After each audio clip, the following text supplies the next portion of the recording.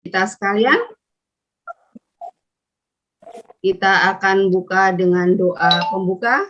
Silakan Saudari Verena Sri Sumiati untuk membuka dengan doa. Dalam nama Bapa dan Putra Roh Kudus, amin. Puji dan syukur kami haturkan kepadamu, Tuhan, atas rahmat kasih karunia yang telah Engkau limpahkan, yang telah Engkau berikan kepada kami para panitia rekoleksi, juga kepada para romo, serta kepada para peserta legioner dan simpatisan, sehingga acara rekoleksi ini dapat berjalan sesuai dengan kehendak-Mu. Utuslah Roh Kudus-Mu kepada kami semua yang hadir secara virtual dalam mengikuti rekoleksi ini, sehingga kami boleh merasakan kehadiran-Mu di dalam hati kami masing-masing. Bukalah mata hati, telinga kami untuk mendengarkan firman-Mu melalui Injil Yohanes yang akan dibawakan oleh pembicara kami, Romo Kristianus Surinono, OCD. Berkatilah kami semua yang hadir secara virtual ini. Semoga acara rekoleksi dapat berjalan dengan lancar. Jauhkan dari segala cobaan. Semua ini kami serahkan ke dalam tangan-Mu, Tuhan. Kemuliaan kepada Bapa dan Putra dan Roh Kudus, seperti pada permulaan, sekarang, selalu, sepanjang segala abad. Terpujilah Tuhan Yesus, Bunda Maria, dan Santo Yosef untuk selama-lamanya. Santo Mikael, doakanlah kami. Amin. Dalam nama Bapa dan Putra Roh Kudus. Amin. Selanjutnya acara sambutan dari Romo Anselmus Selpus PGSWD, Romo Paroki Kranji. Waktu kami persilahkan. Lampunya. Kalau sudah mati, Bapak cabut solok lagi.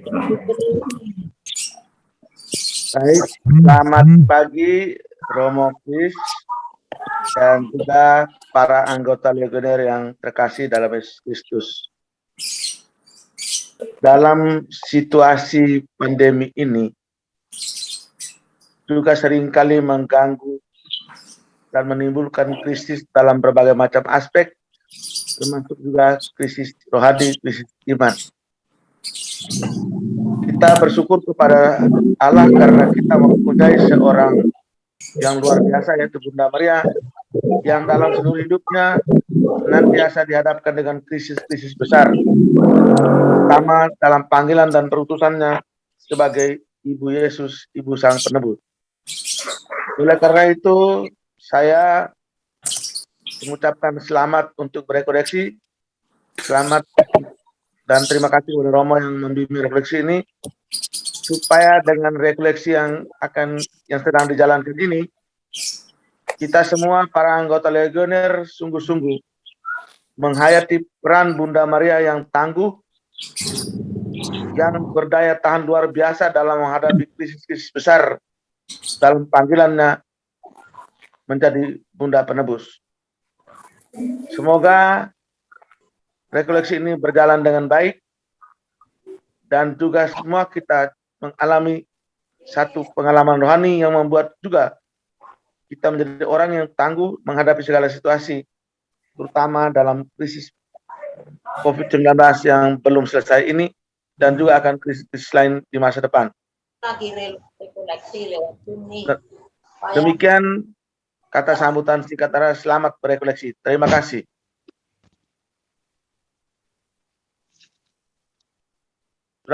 Terima kasih Romo atas sambutan pada pagi hari ini. Semoga kami semua dapat menjadi legioner yang tangguh. Kita masuk ke dalam sambutan Ketua Panitia, Saudari Francisca Maja. Waktu kami persilahkan.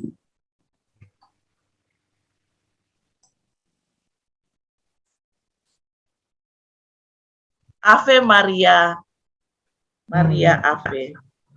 Yang terkasih dalam Kristus, Pastor Kepala Paroki Kranji Santo Mikael, Romo Anselmus Selpus PG. Aduh, maaf deh Bang. Romo Kris Surinono, OCD. Pak Ketua Komisium kita dan juga Pak APR kita, Bapak Ketua Komisium kita Bapak Bambang dan juga Pak Ernest sebagai APR kita, para legioner dan simpatisan yang hadir pada rekoleksi hari ini yang dengan tema meneladani kehidupan keluarga Kudus Nazaret di masa pandemi. Puji syukur pada Tuhan atas karunia yang kita peroleh selama ini, khususnya pada hari ini, sehingga kita dapat mengikuti rekoleksi walaupun secara virtual. Kami, Legioner Santo Mikael, mendapat kehormatan untuk menjadi panitia rekoleksi kita pada kali ini. Dalam rangka persiapannya, kami sudah mengadakan pertemuan-pertemuan dan meminta kesediaan Romo Kris OCD untuk memberikan kita rekoleksi hari ini. Dan ini merupakan suatu kebanggaan bagi kita semua, mengingat Romo Kris sangat sibuk dalam perjalanan ke Roma untuk mengemban tugas baru sebagai Wakil Superior Jenderal OCD untuk Australia dan Oceania. Selamat untuk Romo Kris OCD. Terima kasih banyak atas kesediaannya. Dan terima kasih juga kami sampaikan untuk Romo Ansel SWD yang bersedia hadir pada pertemuan kita pada pagi hari ini. Walaupun Romo juga ada pertemuan yang lainnya, tapi Romo bersedia untuk menemani kita hari ini. Terima kasih banyak Pater Ansel SWD. Terima kasih juga untuk semua panitia. Ibu Eli, Bu Eta, Bu Sani, Linda, yang selalu menjadi penyambung lidah kita kepada Romo Kris yang sibuk untuk memberikan kita rekoleksi pada hari ini. Linda, saya selalu meminta bantuan Linda untuk berhubungan dengan Romo.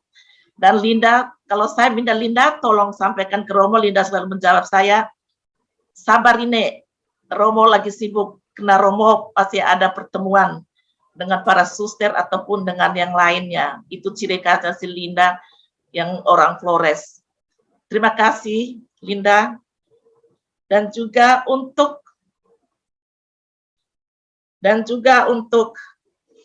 Wani, yang dengan kesediaannya mau menemani kita untuk membantu kita dalam acara pertemuan rekoleksi kita pada hari ini.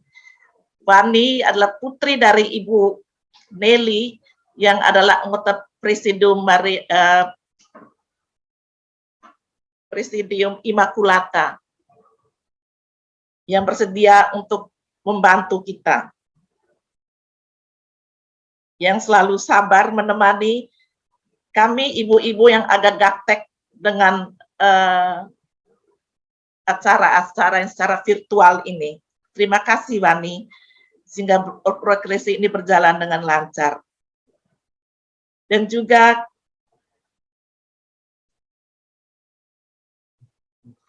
juga tidak lupa pula kami ucapkan banyak terima kasih untuk Ibu Wiwi sebagai Ketua Kuria yang selalu sabar memberikan arahan dan petunjuk agar rekoleksi ini berjalan dengan lancar walaupun secara virtual. Terima kasih juga untuk para legioner semuanya yang sudah mendoakan untuk kelancaran rekoleksi kita hari ini. Namun, sebagai manusia pasti ada kekurangannya. Kami mohon dimaklumi dan dimaafkan. Sekian. Terima kasih banyak atas kerjasamanya. Baik, terima kasih Bu Tuhan Maja. memberkati. Amin. Baik, terima kasih Bu Francisca. Ya, selanjutnya akan kami serahkan kepada moderator Saudari Linda untuk acara selanjutnya. Silakan Saudari Linda. Terima kasih. Ave Maria, Maria Ave. selamat pagi semuanya, Romo, saudara-saudariku, dan simpatisan. Berikut akan saya bacakan biodata singkat dari narasumber kita, Pater Christianus Surinono OCD. Beliau dilahirkan di Bajawa, Flores, NTT pada tanggal 27 Maret 1968 dan merupakan anak kelima dari 11 bersaudara. Pater Chris adalah seorang imam dari Ordo OCD, Carmelitarum Disconsolatorum atau Karmel tidak berkasut, yang ditabiskan pada tanggal 5 September 1999. Pernah mengenyam pendidikan di Sekolah Dasar 6 Bajawa, SMP Negeri 1 Bajawa, kemudian melanjutkan ke Seminari Mataloko, dan melanjutkan studi filsafat teologi di Kota Kupang. Pater Chris melanjutkan studi S2-nya di Kota Avila, Spanyol, dan beliau menyelesaikan studi teologi spiritual S3-nya di Kota Borgo, Spanyol. Pater Chris mempunyai hobi minum kopi Jawa ini, pernah berkarya sebagai pengajar di Kupang, sebagai pembina para frater di Kentungan, Yogyakarta, sebagai formator dan sekalian studi di Spanyol selama 5 tahun. Kemudian dari bulan September 2021 hingga tahun 2027, Pater Chris terpilih sebagai Dewan Pimpinan OCD di Roma untuk wilayah Asia Oseania. Demikian biodata singkat dari narasumber kita, Pater Christianus Surinono OCD. Sekarang, marilah kita bersama-sama untuk mendengarkan rekoleksi dari Pater. Pater Chris, waktu kami persilakan. Selamat pagi dan Ave Maria. Maria Ave. Admin bisa screen share? Bisa, Pater. Sebentar.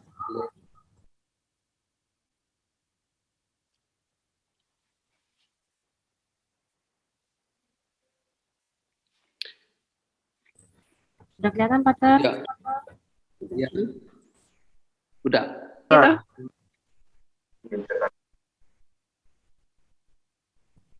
Baik, putra-putri Maria yang disayang oleh Bunda Maria dan diberkati oleh Tuhan Yesus. Kita bertemu lagi. Saya bahagia sekali bisa berbagi satu dua pokok pikiran, satu dua pengalaman, satu dua refleksi tentang Bunda Maria, keluarga kudus. Pada kesempatan ini, mari kita lihat slide berikutnya. Ya, ya itu. Baik, ini kita lihat beberapa gambar Santi Yosef, Bunda Maria, Tuhan Yesus. Ini keluarga kudus. Gambar ini berbicara banyak hal kepada kita. Bagaimana Bunda Maria dekat dengan Tuhan Yesus. Dan Tuhan Yesus selalu dekat dengan Bunda Maria. Di mana ada putranya, di situ ada ibunya. Di mana ada ibu, selalu ada putranya. Demikian juga Bapak Yosef. Dia memandang Yesus. Dia mendidik Yesus. Dia mengalami kedekatan dengan seorang anak Allah. Dan dia betul-betul menjadikan Yesus anaknya yang dia dampingi, dia bimbing dalam segala hal. Teristimewa bagaimana menjadi anak yang berguna, berarti bagi orang lain. Mari kita lihat slide selanjutnya.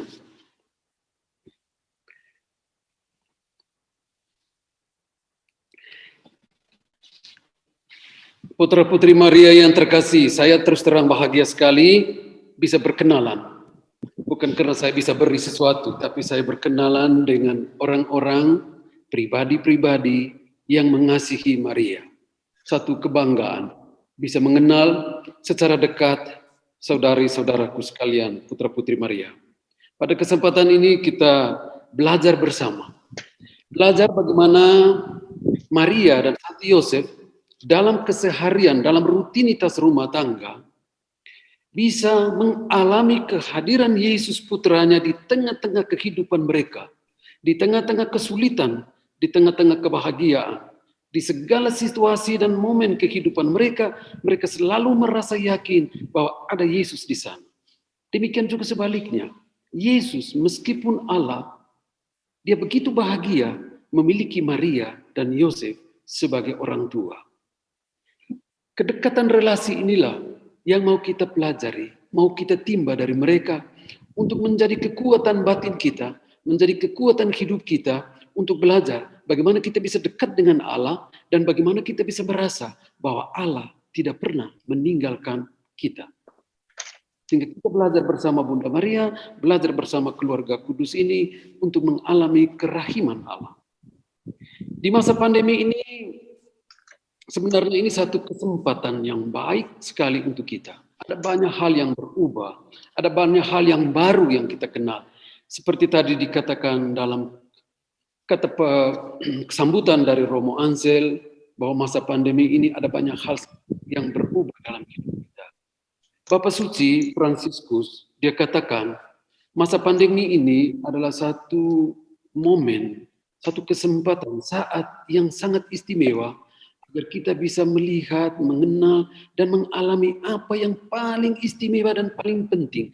Prioritas kehidupan kita, kita tempatkan di nomor satu. Apa yang paling penting untuk hidup kita? Apakah yang segala sesuatu yang ada di luar diri kita, ataukah yang ada di dalam batin kita? Dalam batin yang bisa mempersatukan kita, yang bisa membuat kita mampu menjalin relasi dengan diri kita sendiri, dengan sesama kita, dengan Allah, dan dengan dunia sekitar. Pandemi mengubah cara pandang kita tentang dunia, tentang apa yang kita miliki, tentang apa yang Tuhan berikan, tentang apa yang Tuhan rencanakan, kehendaki dari setiap kita.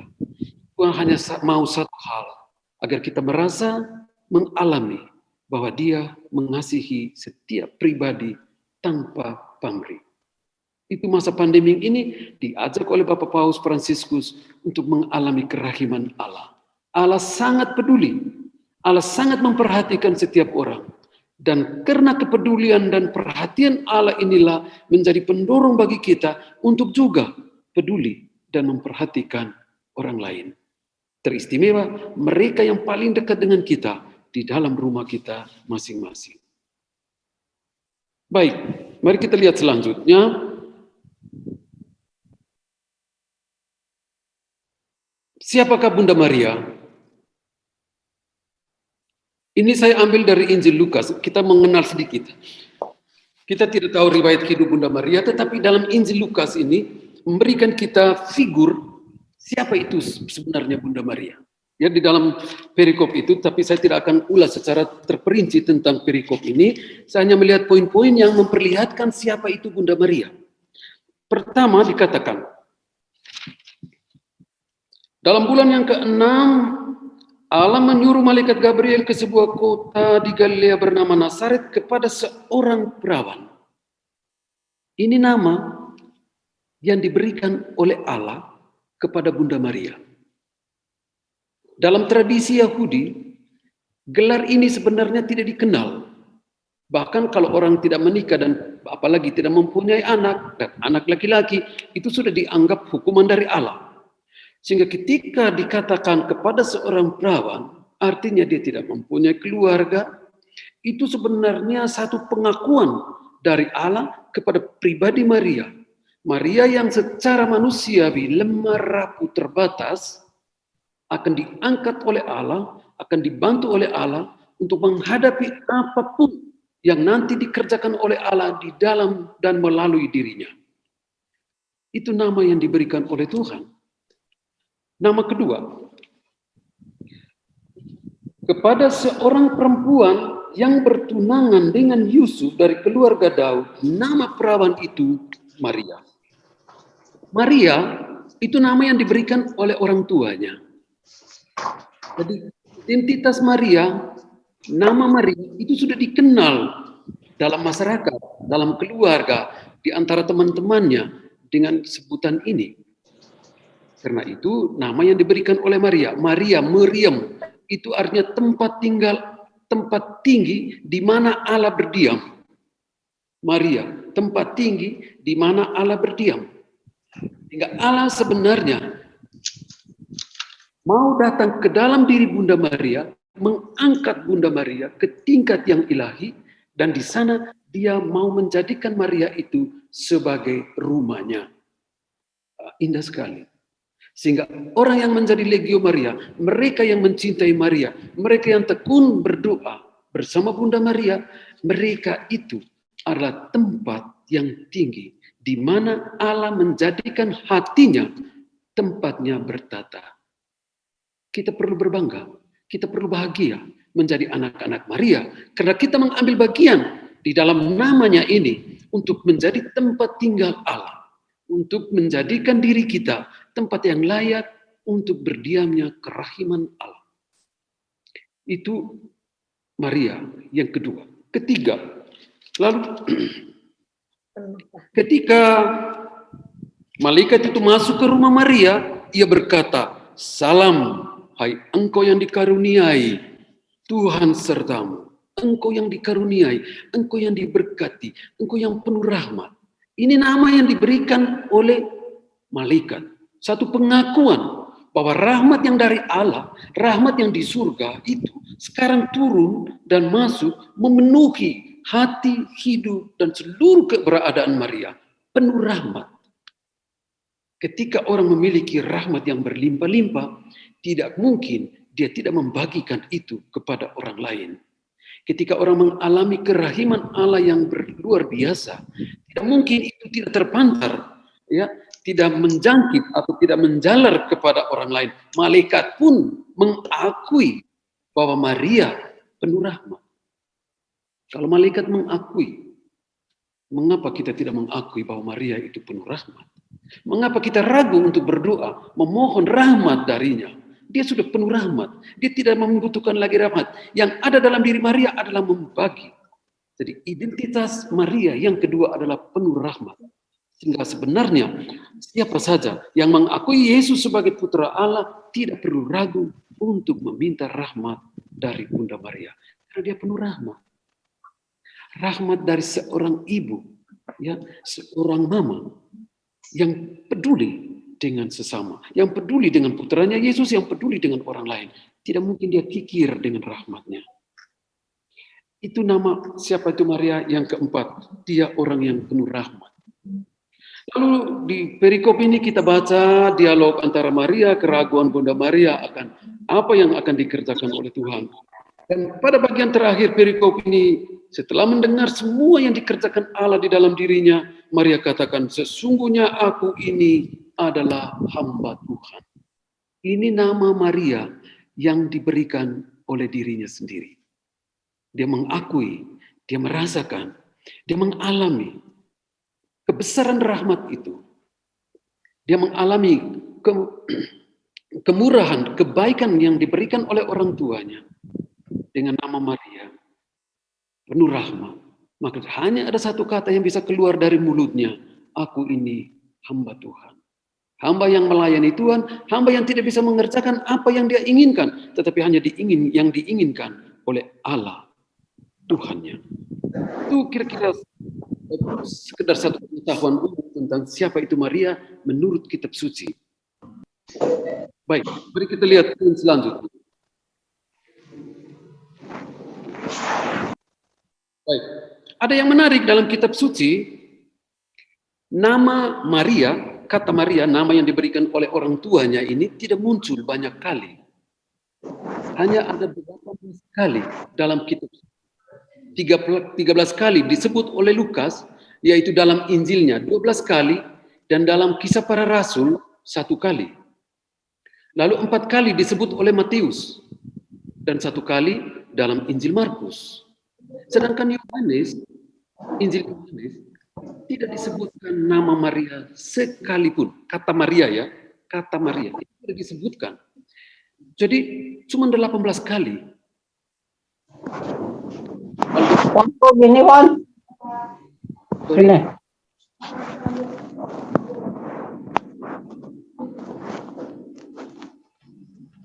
Halo? Lanjut Romo. Oh ya, sorry. Kalau dibandingkan dengan seluruh Injil yang kita baca, cuma 18 kali. Tapi ada hal yang sangat menarik, yang sangat indah yang kita lihat. Mari, lanjut. Slide berikut. Baik. Ini poin yang akan kita dalami secara lebih mendetail. Kalau perkawinan di Kana, kita kalau ada teman-teman yang membawa kitab suci bisa kita baca, ada yang sudah lebih dahulu membaca. Saya bacakan ya. Pada hari ketiga ada perkawinan di Kana yang di Galilea dan ibu Yesus ada di situ. Yesus dan murid-muridnya diundang juga ke perkawinan itu. Ketika mereka kekurangan anggur, ibu Yesus berkata kepadanya, mereka kehabisan anggur. Kata Yesus kepadanya, mau apakah engkau daripadaku, ibu? Saatku belum tiba. Tetapi ibu Yesus berkata kepada pelayan-pelayan, apa yang dikatakan kepadamu, buatlah itu. Di situ ada 6 tempayan yang disediakan untuk pembasuhan menurut adat orang Yahudi. Masing-masing isinya 2-3 buyung. Yesus berkata kepada pelayan-pelayan itu, isilah tempayan-tempayan itu penuh dengan air. Dan mereka pun mengisinya sampai penuh. Lalu kata Yesus kepada mereka, sekarang cedoklah dan bawalah kepada pemimpin pesta. Lalu mereka pun membawanya. Setelah pemimpin pesta mengecap air yang telah menjadi anggur, dan ia tidak tahu dari mana datangnya, tetapi pelayan-pelayan yang mencedok air itu mengetahuinya, ia memanggil mempelai laki-laki dan berkata kepadanya, setiap orang menyediakan anggur yang baik dahulu, dan sesudah orang puas minum, barulah yang kurang baik. Akan tetapi engkau menyimpan anggur yang baik sampai sekarang. Hal itu dibuat Yesus di Kana di Galilea sebagai yang pertama dari tanda-tanda, dan itu telah menyatakan kemuliaannya, dan murid-muridnya percaya kepadanya. Tadi di bagian akhir Injil ini dikatakan tanda pertama. Dalam Injil Yohanes itu tanda pertama adalah mengubah air menjadi anggur, kegembiraan. Lalu tanda yang terakhir dalam Injil Yohanes adalah kebangkitan, ya, penyaliban dan kebangkitan Yesus. Itu tanda. Nah, di dalam 2 tanda ini seluruh kisah kehidupan Yesus diceritakan. Mulai dari perkawinan di Kana sampai kepada kebangkitan Yesus itu dikisahkan. Peristiwa keselamatan, peristiwa Allah yang ada di surga, kebahagiaan yang ada di surga itu diturunkan oleh Yesus melalui Bunda Maria, dalam Bunda Maria untuk dunia. Nah, sekarang yang menarik, nama Maria, apalagi Yusuf, tidak muncul dalam Injil Yohanes. Kenapa? Apakah Yohanes tidak menghormati Maria? Tidak menghargai Yusuf? Apa yang dimunculkan oleh Yohanes? Sebenarnya ini satu gaya sastra yang diadopsi, yang dibuat oleh Yohanes. Gaya sastra ini untuk menempatkan orang yang paling penting, orang yang istimewa dalam seluruh perjalanan karya sastranya itu. Jadi, Yohanes tidak menyebutkan nama Maria, tetapi peran Maria di dalam perjalanan hidup Yesus, mulai dari perkawinan di Kana, nanti lagi pada kaki salib Yesus. Maria ada di situ. Sebenarnya, apa yang mau dikatakan oleh Yohanes di sini, satu penghargaan dan penghormatan yang luar biasa. Karena Maria ditempatkan pada pembukaan dan pada akhir perjalanan hidup Yesus. Karya keselamatan yang Yesus kerjakan itu dijalani bersama Bunda Maria. Sehingga namanya tidak dimunculkan di situ, tetapi perannya itu sangat sentral. Karena dia menjadi tokoh utama yang disembunyikan. Kita tidak temukan ya nama Maria apalagi Yusuf di dalam Injil Yohanes. Tetapi bukan berarti mereka tidak mempunyai peran istimewa di dalam karya penulis. Ini hanya daya sastra supaya orang mencari siapa yang ada di balik ini. Apa yang dikisahkan ini sebenarnya siapa? Ada siapa? Ada Maria, ada Yusuf. Mereka menjadi dua tokoh sentral di balik kesuksesan, kebahagiaan, perjuangan, pergumulan, dan penderitaan Yesus Kristus. Seperti dalam Injil Yohanes. Sehingga kalau kita baca Injil Yohanes, setiap perikop itu sebenarnya ada Maria, ada Yosef di sana. Tetapi mereka ada di balik semua yang dilihat oleh mata manusia. Baik. Mari kita pesta di Kana dan seni mengatasi kesulitan dalam hidup bersama. Ya, seperti saya tadi katakan bahwa masa pandemi ini sebenarnya juga kesempatan untuk melihat apa prioritas kehidupan kita, apa yang ada di luar diri kita atau apa yang ada di dalam batin kita. Itu prioritas. Kita diajak untuk melihat prioritas ini. Nah, sehingga saya ingin menafsirkan perikop ini dalam tiga poin besar. Penafsiran spiritualitas Kristus, spiritualitas Maria, dan spiritualitas pastoral. Mari kita lihat poin pertama, yaitu penafsiran spiritualitas Kristus.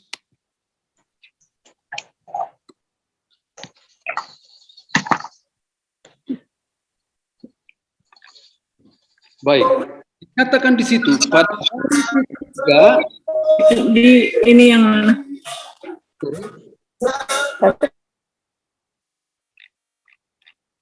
Saya lanjut.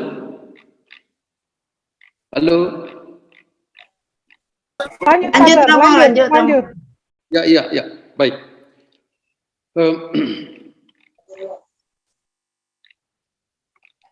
Kita mau lihat pertama tentang peran Yesus Kristus di dalam perkawinan, dalam kehidupan bersama. Apa yang akan dibuat oleh Yesus, buat oleh Bunda Maria, itu kita lihat dalam konteks hidup bersama, konteks hidup keluarga, hidup kelompok, hidup menggereja. Ya, nah, kita lihat bagaimana peran Kristus di situ. Dikatakan dalam kalimat pertama, pada hari ketiga. Kenapa harus hari ketiga? Itu sebenarnya kisah kebangkitan Kristus akan dikatakan pada hari ketiga ia bangkit. Sehingga perkawinan di Kana itu sebenarnya gambaran tentang sukacita yang akan diberikan oleh Allah dalam diri Yesus Kristus dengan kebangkitannya.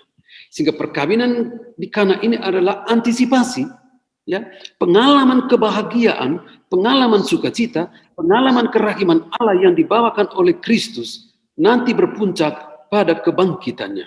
Sehingga dikatakan di situ pada hari ketiga ada perkawinan di Kana.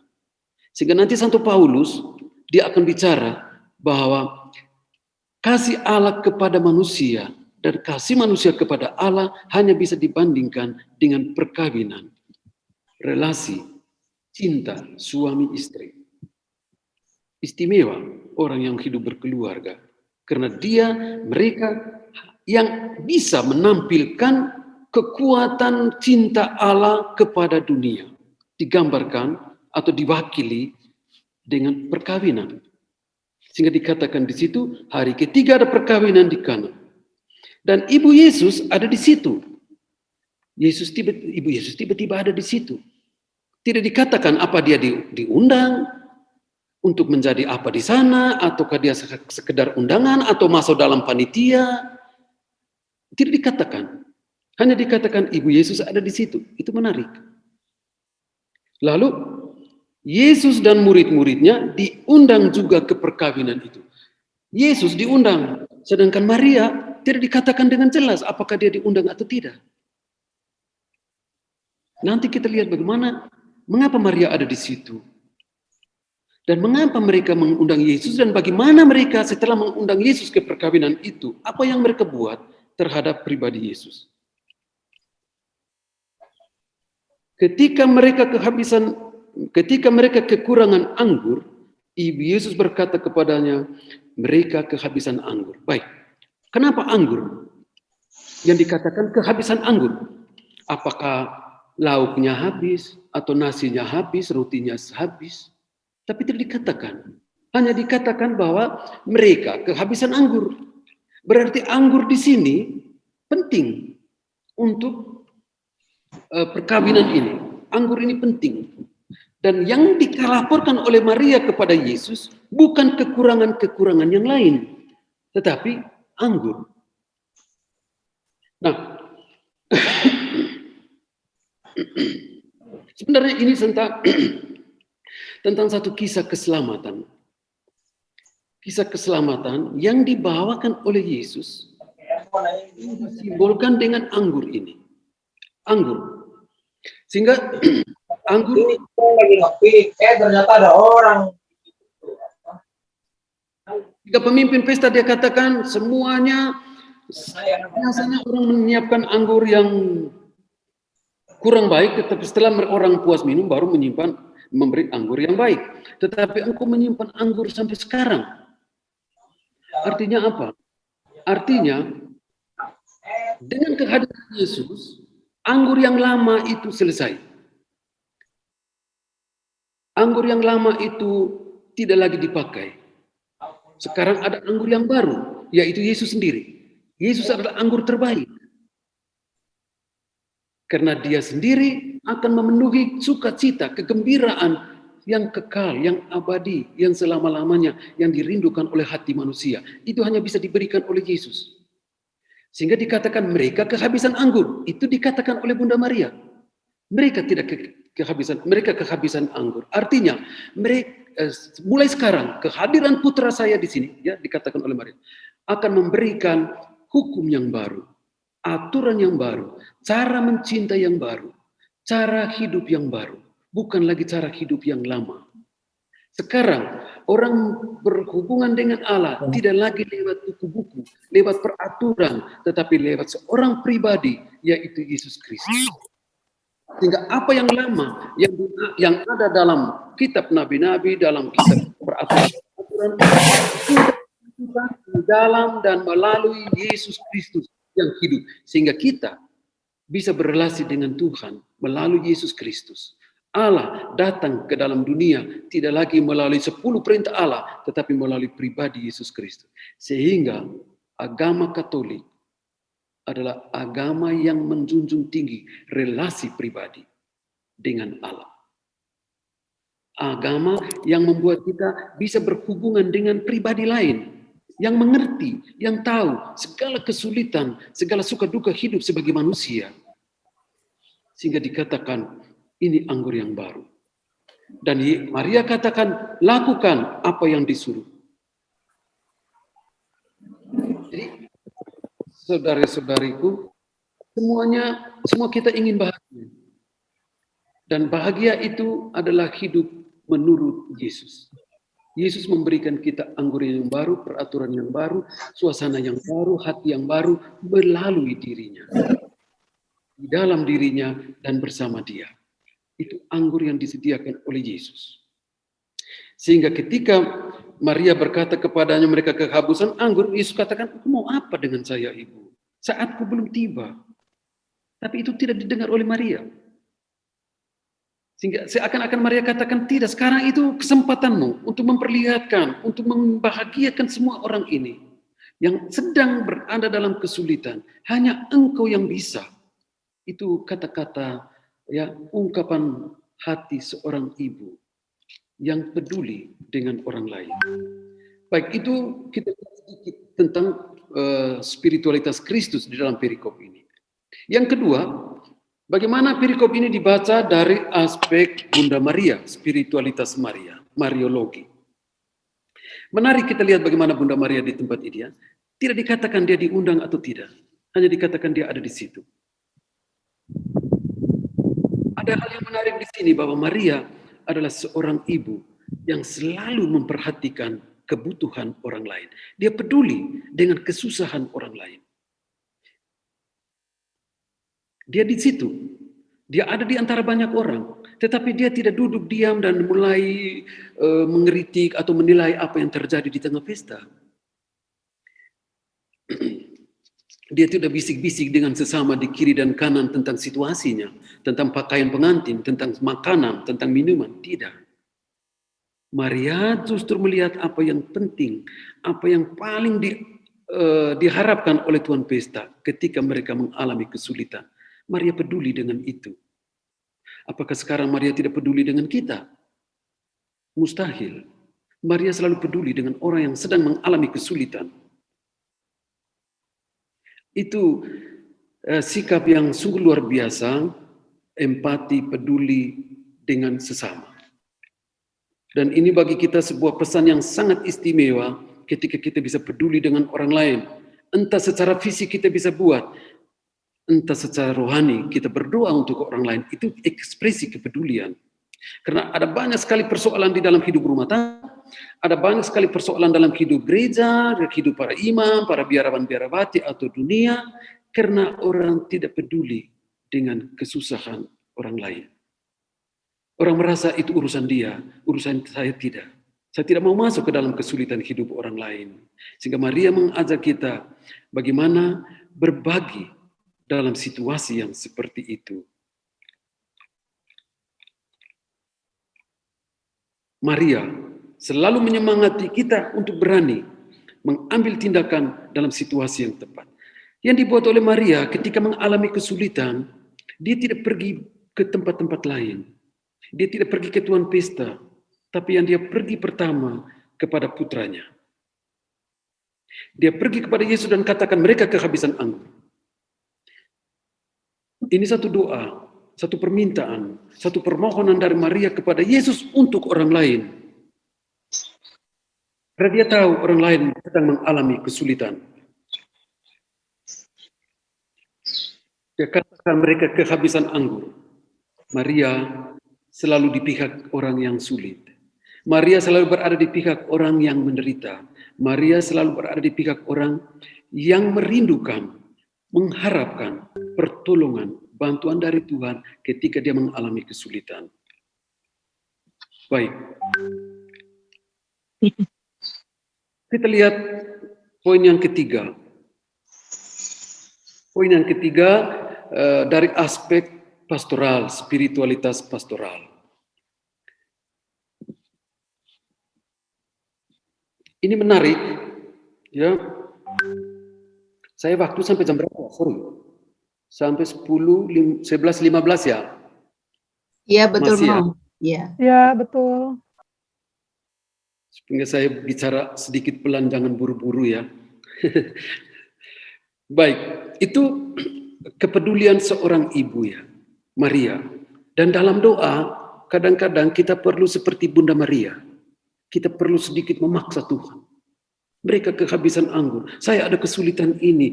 Mereka ini ada kesulitan ini. Tuhan tolong. Itu cara berdoa yang sangat sederhana yang dibuat oleh Bunda Maria.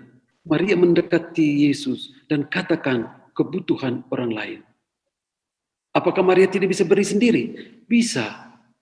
Tapi rahmat, sukacita, kebahagiaan yang terbesar yang sudah ia alami dari Allah dalam putranya, itulah yang diminta oleh Bunda Maria kepada Yesus untuk orang lain. Maria begitu peka, begitu peduli dengan situasi hidup orang lain. Itu pesan yang sangat indah, sangat mulia, yang sebenarnya bisa kita buat dalam cara dan panggilan hidup kita. Untuk peka dengan situasi orang yang paling dekat dengan kita dulu. Maria tidak pergi ke pemimpin pesta, pengantin, tetapi dia pergi ke Yesus. Itu juga pesan untuk kita bagaimana kita mencari Yesus. Mencari Yesus bersama Bunda Maria. Karena ketika kita mendapatkan Yesus, di sana ada Bunda Maria. Ketika kita bertemu Bunda Maria, di sana selalu ada Yesus. Baik. Penafsiran yang ketiga, itu spiritualitas pastoral. Mari kita lihat penafsiran ini, perikop ini dari sudut pandang hidup keluarga, hidup komunitas, hidup bersama.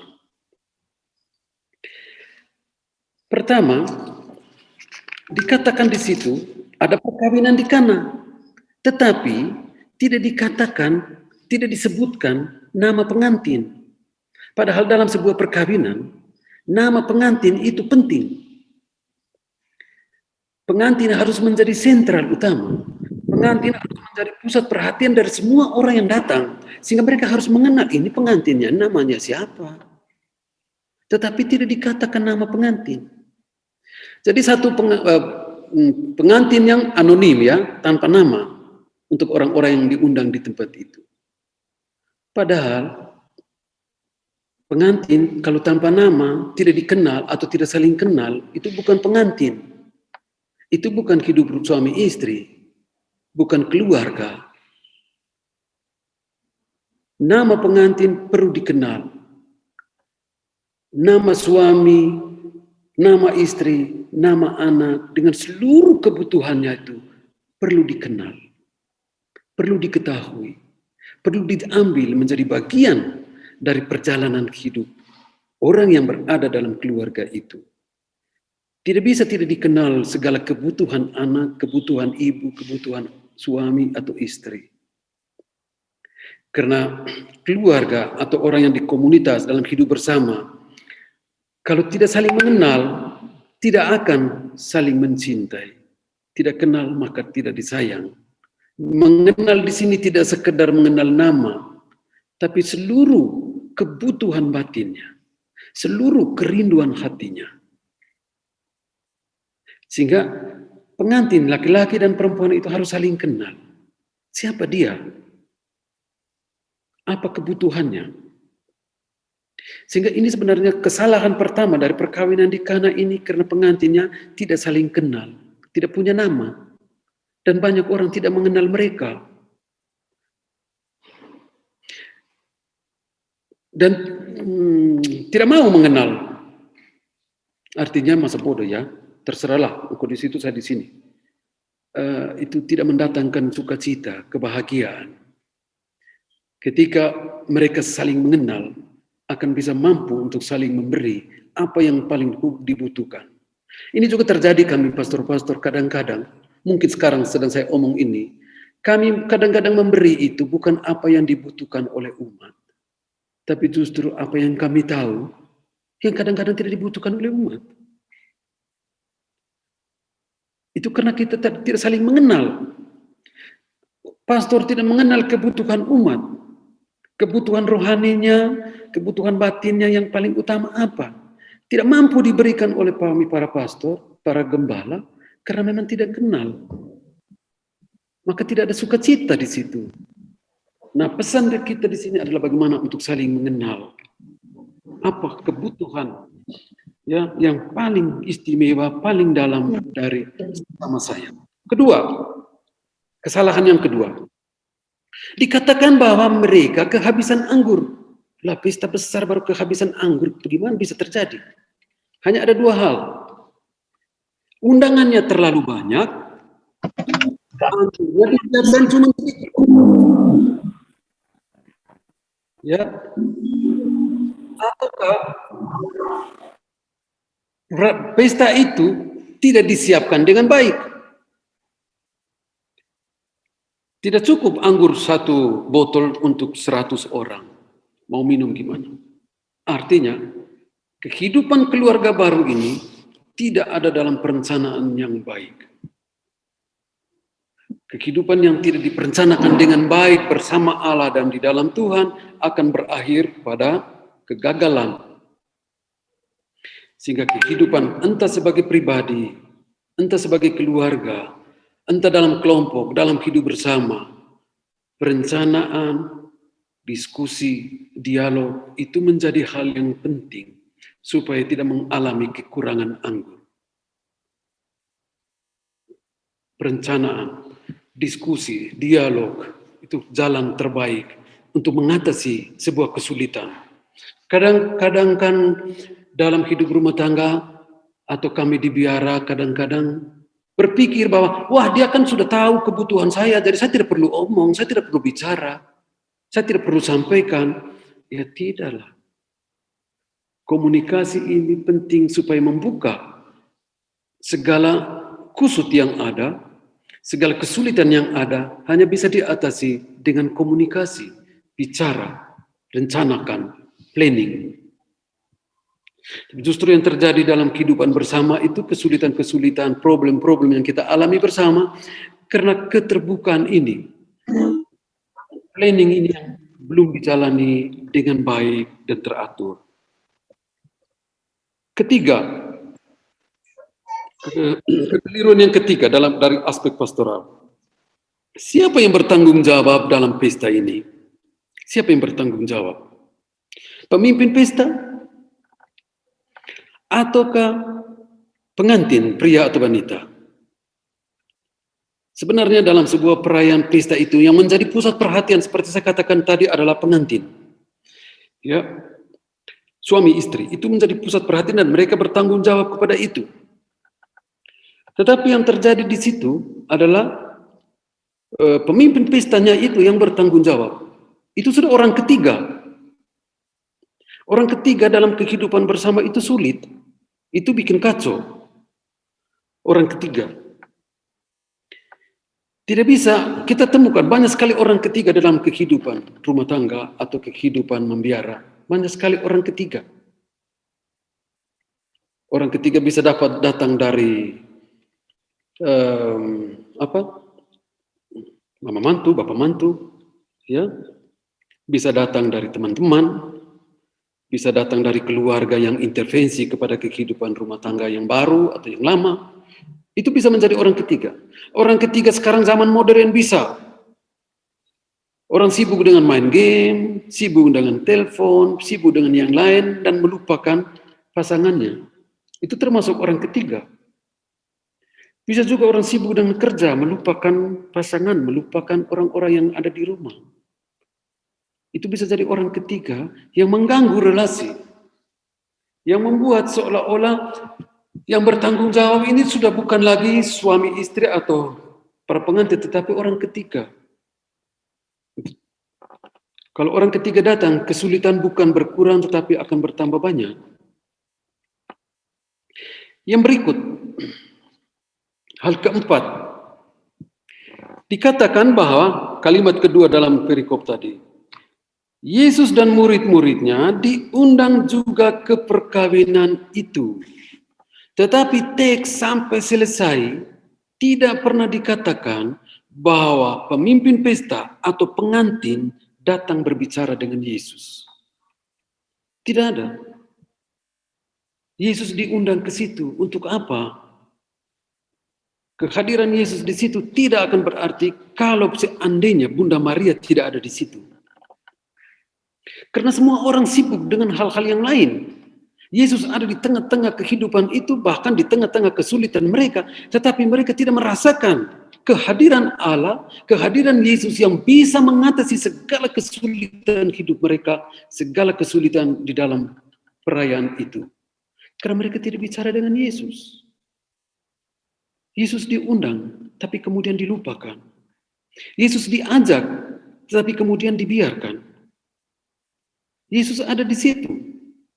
Kenapa Yesus tidak inisiatif untuk mengatasi itu? Sebagai Tuhan, dia bisa mengambil inisiatif dan pesta itu dari awal sampai akhir beres. Tidak ada kesulitan. Dia bisa ada di situ, semua kesulitan hidup kita di dunia ini selesai.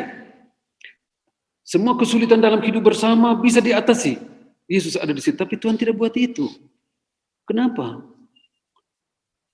Apakah Tuhan membiarkan kita dalam penderitaan itu, dalam kesulitan itu? Tidak. Tuhan membiarkan kita untuk bebas memilih. Mana yang terbaik? Membantu kita mengatasi sebuah kesulitan. Apakah kita bertumpu pada kekuatan Allah atau bertumpu pada kekuatan-kekuatan lain? Kita mencari Tuhan ataukah kita mencari yang lain? Dalam situasi seperti itu, hanya Bunda Maria yang bisa mengarahkan. Hanya Bunda Maria yang datang kepada Yesus dan katakan, mereka kehabisan anggur. Tapi pengantin, pemimpin pesta, siapa saja tidak datang kepada Yesus. Itu terjadi dalam hidup kita. Biasanya awal-awal itu kita bersemangat ya. Saya sebagai imam awal-awal bersemangat, Tuhan ada di sini, cari Tuhan, cari Tuhan. Tapi kadang-kadang dalam perjalanan Tuhan ada di situ, tapi kita tidak cari, kita tidak mengalami kehadirannya, kita tidak mengalami kekuatan rahmat-Nya di dalam hidup kita. Kita seakan menjauhkan diri dari Tuhan, padahal Dia tidak pernah menjauhkan kita. Dia tidak pernah berpaling dari kita, apalagi ketika kita berada dalam kesulitan. Kenapa? Dia mengerti kesulitan yang setiap orang hadapi. Allah tahu, dan Dia sendiri mengalami itu. Hanya Bunda Maria yang datang kepada Yesus. Sebenarnya Yesus katakan kepada Maria, engkau mau buat apa? Mau apakah engkau daripadaku ibu? Ya, ini memang terjemahkannya halus ya, kalimat ini halus. Tapi sebenarnya terjemahkan kalau dalam bahasa lain, wanita, engkau mau buat apa dengan saya? Artinya Yesus mau, biarkan mereka yang datang kepada saya. Biarkanlah pengantin itu kalau mereka mengalami kesulitan datang kepada saya. Supaya saya memberikan. Biarkanlah mereka bebas. Tapi itu sebenarnya mau jawaban Yesus kepada Maria. Tapi Maria tidak mendengarkan apa yang dikatakan oleh Yesus. Maria seakan-akan tidak. Tanpa bantuan saya, mereka tidak mungkin datang kepadamu. Tanpa bantuan saya, mereka tidak akan mengalami intervensimu secara langsung untuk mengatasi kesulitan hidup mereka. Itu keyakinan Bunda Maria. Sehingga ketika mendengar itu, Maria tidak respon lagi. Maria tidak bersoal jawab dengan Yesus. Maria langsung pergi dan katakan kepada para pelayan, isilah, buatlah apa yang Dia perintahkan. Karena Maria tahu, Yesus juga punya ketergerakan hati seperti yang Ia miliki. Maria tahu bahwa Dia sudah mengajar kepada Yesus tentang bagaimana peduli dengan kehidupan orang lain. Bagaimana bersimpati, empati, bagaimana berlembut hati dengan sesama. Itu Maria tahu, sehingga dia tidak lagi bersoal jawab dengan Yesus. Dia tahu Yesus akan tergerak hatinya. Dia akan mendengar permintaan ibunya. Dia tidak mungkin mengecewakan ibunya. Sehingga begitu indah apa yang dibuat oleh Maria. Ya, ada 4 poin dalam pastoral itu yang bisa kita petik, bisa kita ambil, bisa kita nikmati. Kerahiman Allah dalam dan bersama Bunda Maria. Yang paling indah, paling baik, yang membuat saya bahagia dalam rekoleksi kita ini, bahwa kita membiarkan diri, ya, kita membiarkan diri untuk dirawat oleh Bunda Maria. Maria selalu melihat apa yang paling kita butuhkan, sehingga kita dari pihak manusia, setiap pribadi, anggota kelompok, anggota kuliah, apa saja, kita semua yang mencintai Maria, cinta kita akan kita tunjukkan. Kita membiarkan diri dirawat, dicintai oleh Bunda Maria. Maria akan merawat kita, Maria akan mencintai kita. Maria akan memberikan segala-galanya apapun yang kita minta kepada putranya Yesus. Seorang ibu adalah seorang ibu.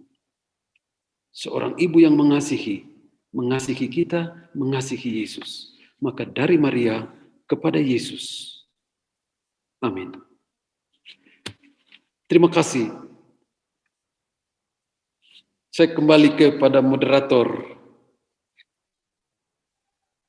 Terima kasih Pater Kris untuk bahan rekoleksinya sangat bagus sekali. Untuk sekarang kita masuk dalam sesi pertanyaan. Kami persilakan kepada peserta yang ingin mengajukan pertanyaan untuk menekan emoji resen atau tangan ke atas.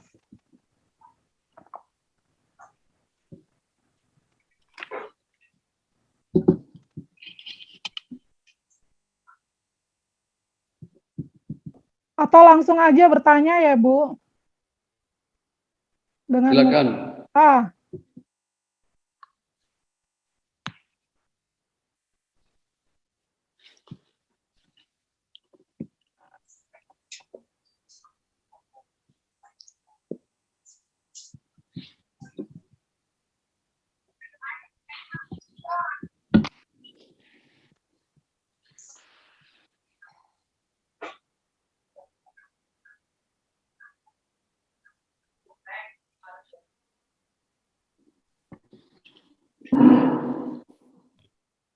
Bu Linda, mungkin saya.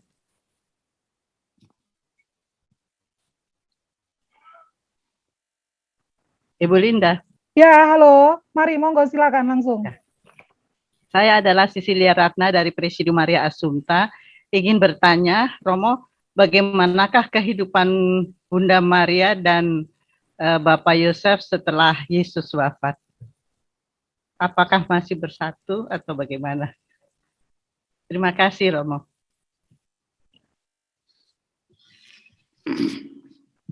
Ya, terima kasih Bu.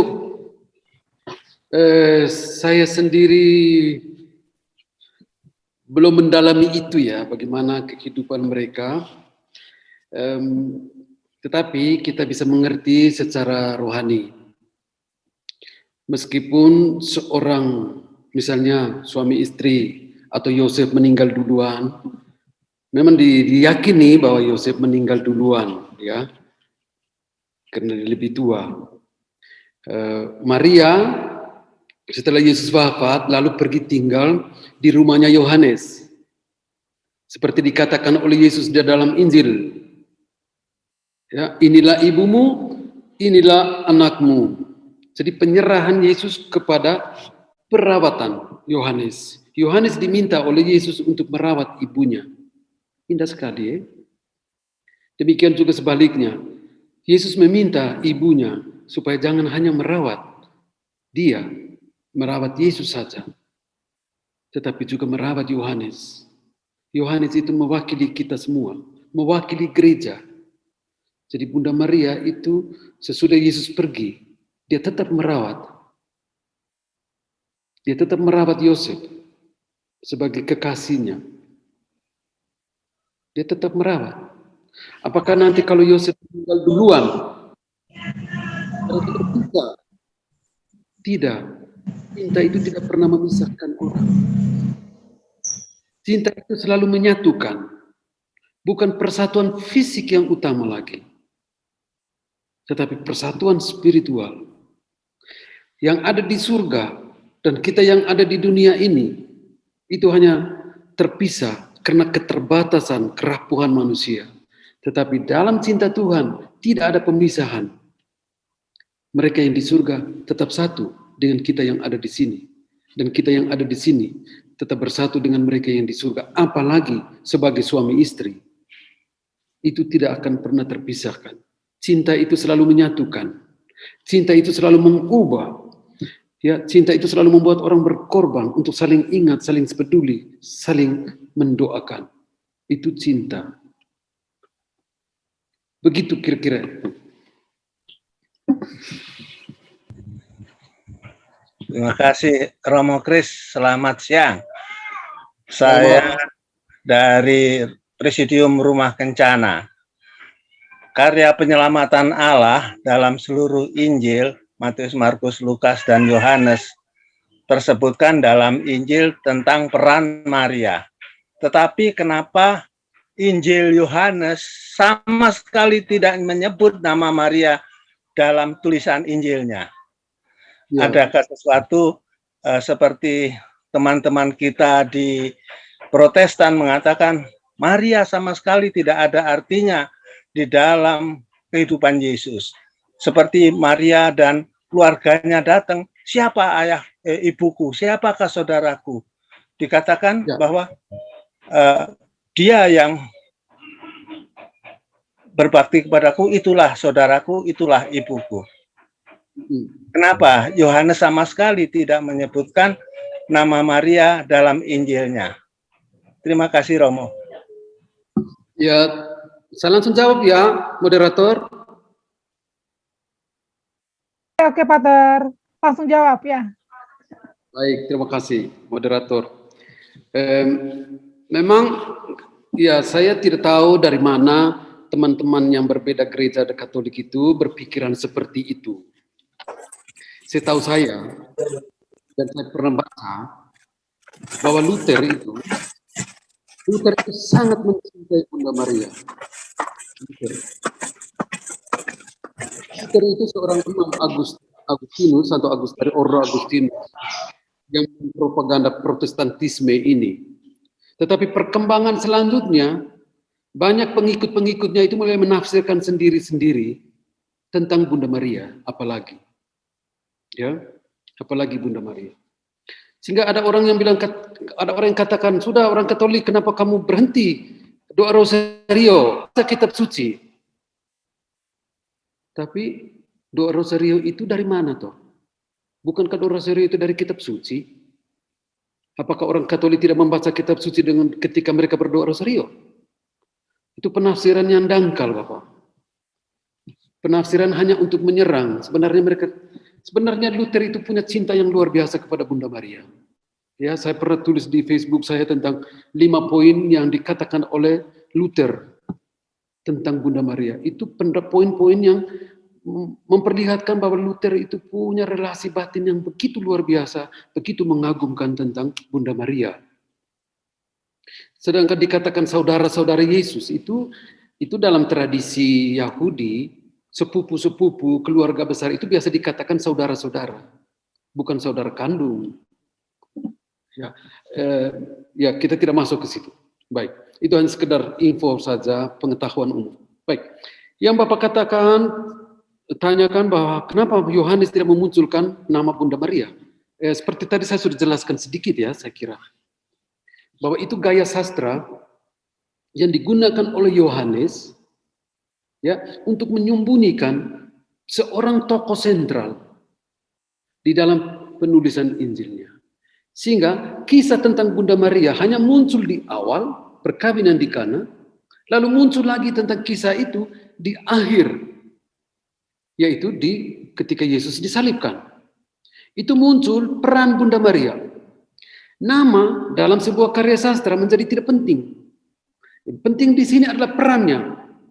Perannya itu adalah dari awal terus sampai akhir, di pembukaan dan penutup. Apakah pertengahan hilang? Tidak. Karena dia muncul lagi di penutup. Peran Bunda Maria. Jadi yang mau ditonjolkan oleh Yohanes di sini bukan namanya itu. Nama yang diberikan oleh orang tua, ya. Maria itu nama diberikan oleh orang tua. Tapi nama yang diberikan oleh Allah sebagai seorang perawan, sebagai yang penuh rahmat, sebagai aku ini hamba Tuhan, itu muncul di seluruh perjalanan Injil Yohanes dari awal sampai akhir. Itu sebenarnya gaya sastra, Bapak. Gaya Yohanes bagaimana supaya orang mencari tahu, kok anak ini begini luar biasa, ada siapa di balik itu. Ya, sehingga nama Maria dan Santo Yosef tidak muncul. Tetapi peran mereka sangat sentral dan sangat luar biasa. Begitu, Bapak. Beda dengan Injil Lukas yang mengisahkan tentang kisah kanak-kanak Yesus. Hanya Injil Lukas saja yang ada kisah kanak-kanak Yesus. Yang lain tidak ada. Bukan berarti kisah kanak-kanak Yesus dari awal sampai umur 30 itu tidak penting. Tapi itu penting juga. Tetapi yang mereka alami, penulis Injil alami, adalah karya keselamatan Allah yang dikerjakan oleh Yesus secara publik. Karya keselamatan. Bagaimana intervensi Allah melalui Yesus Kristus di dalam karyanya secara publik selama 3 tahun itu. Baik, saya kembali ke moderator. Selamat siang, Pater Kris. Saya Maria Kalen dari Presidium Rumah Kencana, Paroki Santa Clara. Saya mau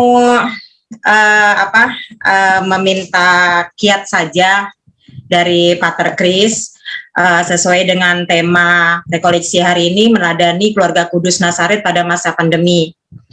Saat ini kan sudah ada beberapa gereja yang membuka misa secara offline.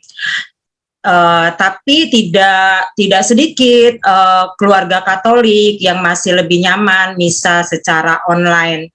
Itu bagaimana kami sebagai legioner untuk membangkitkan semangat keluarga Katolik untuk datang misa offline, Pater. Terima kasih sebelumnya. Ya, memang kita menurut moderator. Saya langsung ya. Iya, Pater, silakan, Pater. Tadi langsung satu pertanyaan, langsung jawab saja, Pater. Ya. Terima kasih. Ya, Pater.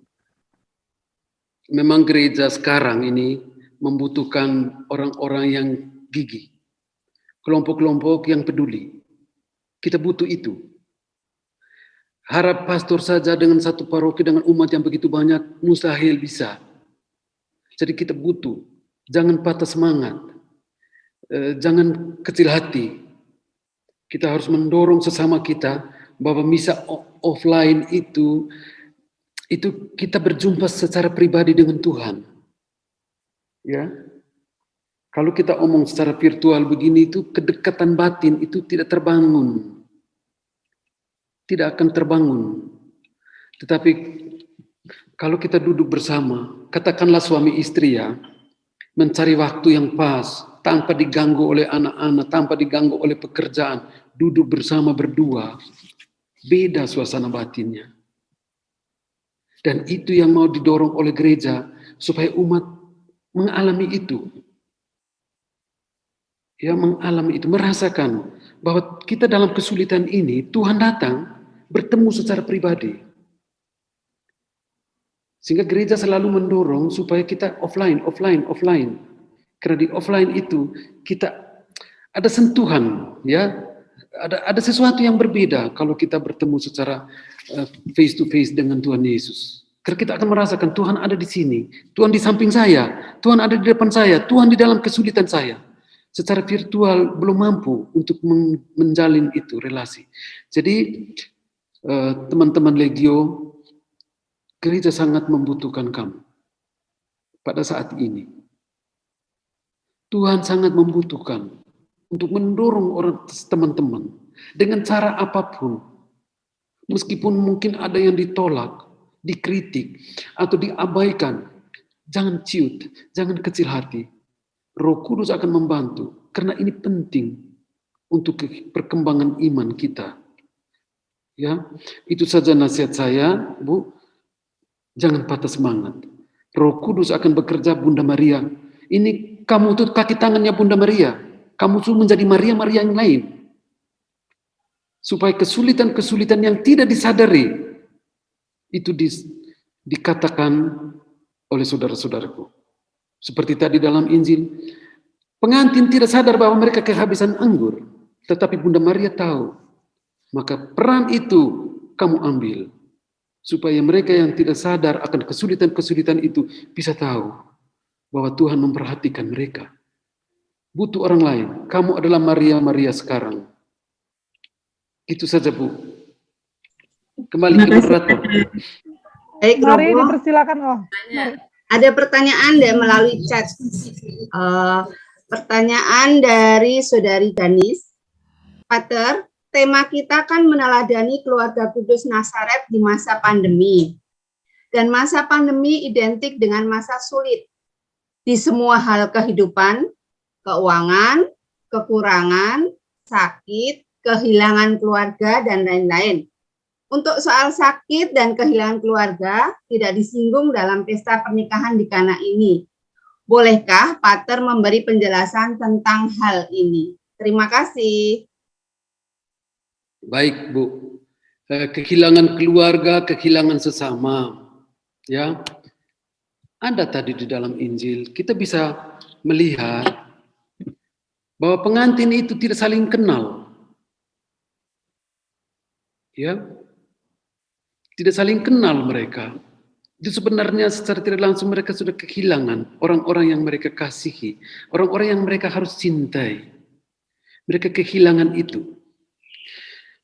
Dan Bunda Maria berusaha supaya mereka jangan sampai kehilangan orang yang mereka kasihi. Memang orang yang betul-betul saling mengasihi, orang yang saling mengasihi itu adalah mereka yang saling mengisi kekosongan batin. Ya. Orang yang saling mengisi, Bu. Sehingga ketika orang yang mengisi batin kita, hidup kita itu hilang, kita tuh seakan-akan dicabut. Seluruh diri kita, sebagian diri kita tuh seakan-akan diangkat dari diri kita. Sehingga ada ruang yang kosong, yang selama ini diisi oleh orang-orang yang kita kasihi. Sehingga apa yang terjadi? Kekosongan itu menimbulkan sesuatu yang tidak bisa diungkapkan dengan kata-kata. Maka yang terjadi apa? Air mata yang bisa yang hanya bisa diungkapkan dengan air mata karena kekosongan batin itu. Sehingga kita lihat orang yang terlalu sedih, orang yang terlalu gembira, yang begitu gembira, tidak bisa diungkapkan dengan kata-kata, hanya air mata. Dan itu dipengaruhi oleh kedekatan. Misalnya saya di sini, ada orang yang meninggal di Afrika, tidak ada kedekatan hati, kedekatan fisik, dan dia tidak pernah mengisi kekosongan hidup saya, maka rasa kehilangan pun akan kurang. Tetapi orang yang dekat, orang yang saling mengasihi, saling mengenal, itu, kekosongan itu akan semakin besar, semakin lebar. Dan kekosongan itu hanya bisa diberikan oleh Tuhan. Itu kekosongan, Bu. Sehingga dalam masa pandemi ini, ketika kita mengalami kesulitan-kesulitan, kehilangan orang-orang yang dikasihi, kehilangan pekerjaan, ya, itu kan ada sesuatu yang membuat kita hampa di dalam diri. Hampa di dalam diri. Dan Bunda Maria di mana? Ada di tempat kita. Bunda Maria akan datang untuk mengatakan kepada Yesus, lihat saudara saya, anak saya, putri saya, putra saya, seperti ini. Dia kehilangan orang yang dia kasihi. Artinya secara iman, memang kita tidak mau kalau ada anggota keluarga, sahabat kenalan kita meninggal karena ini. Tetapi secara iman kita harus percaya bahwa ini kehendak Tuhan. Tuhan yang memanggil dia. Tuhan yang memanggil dia.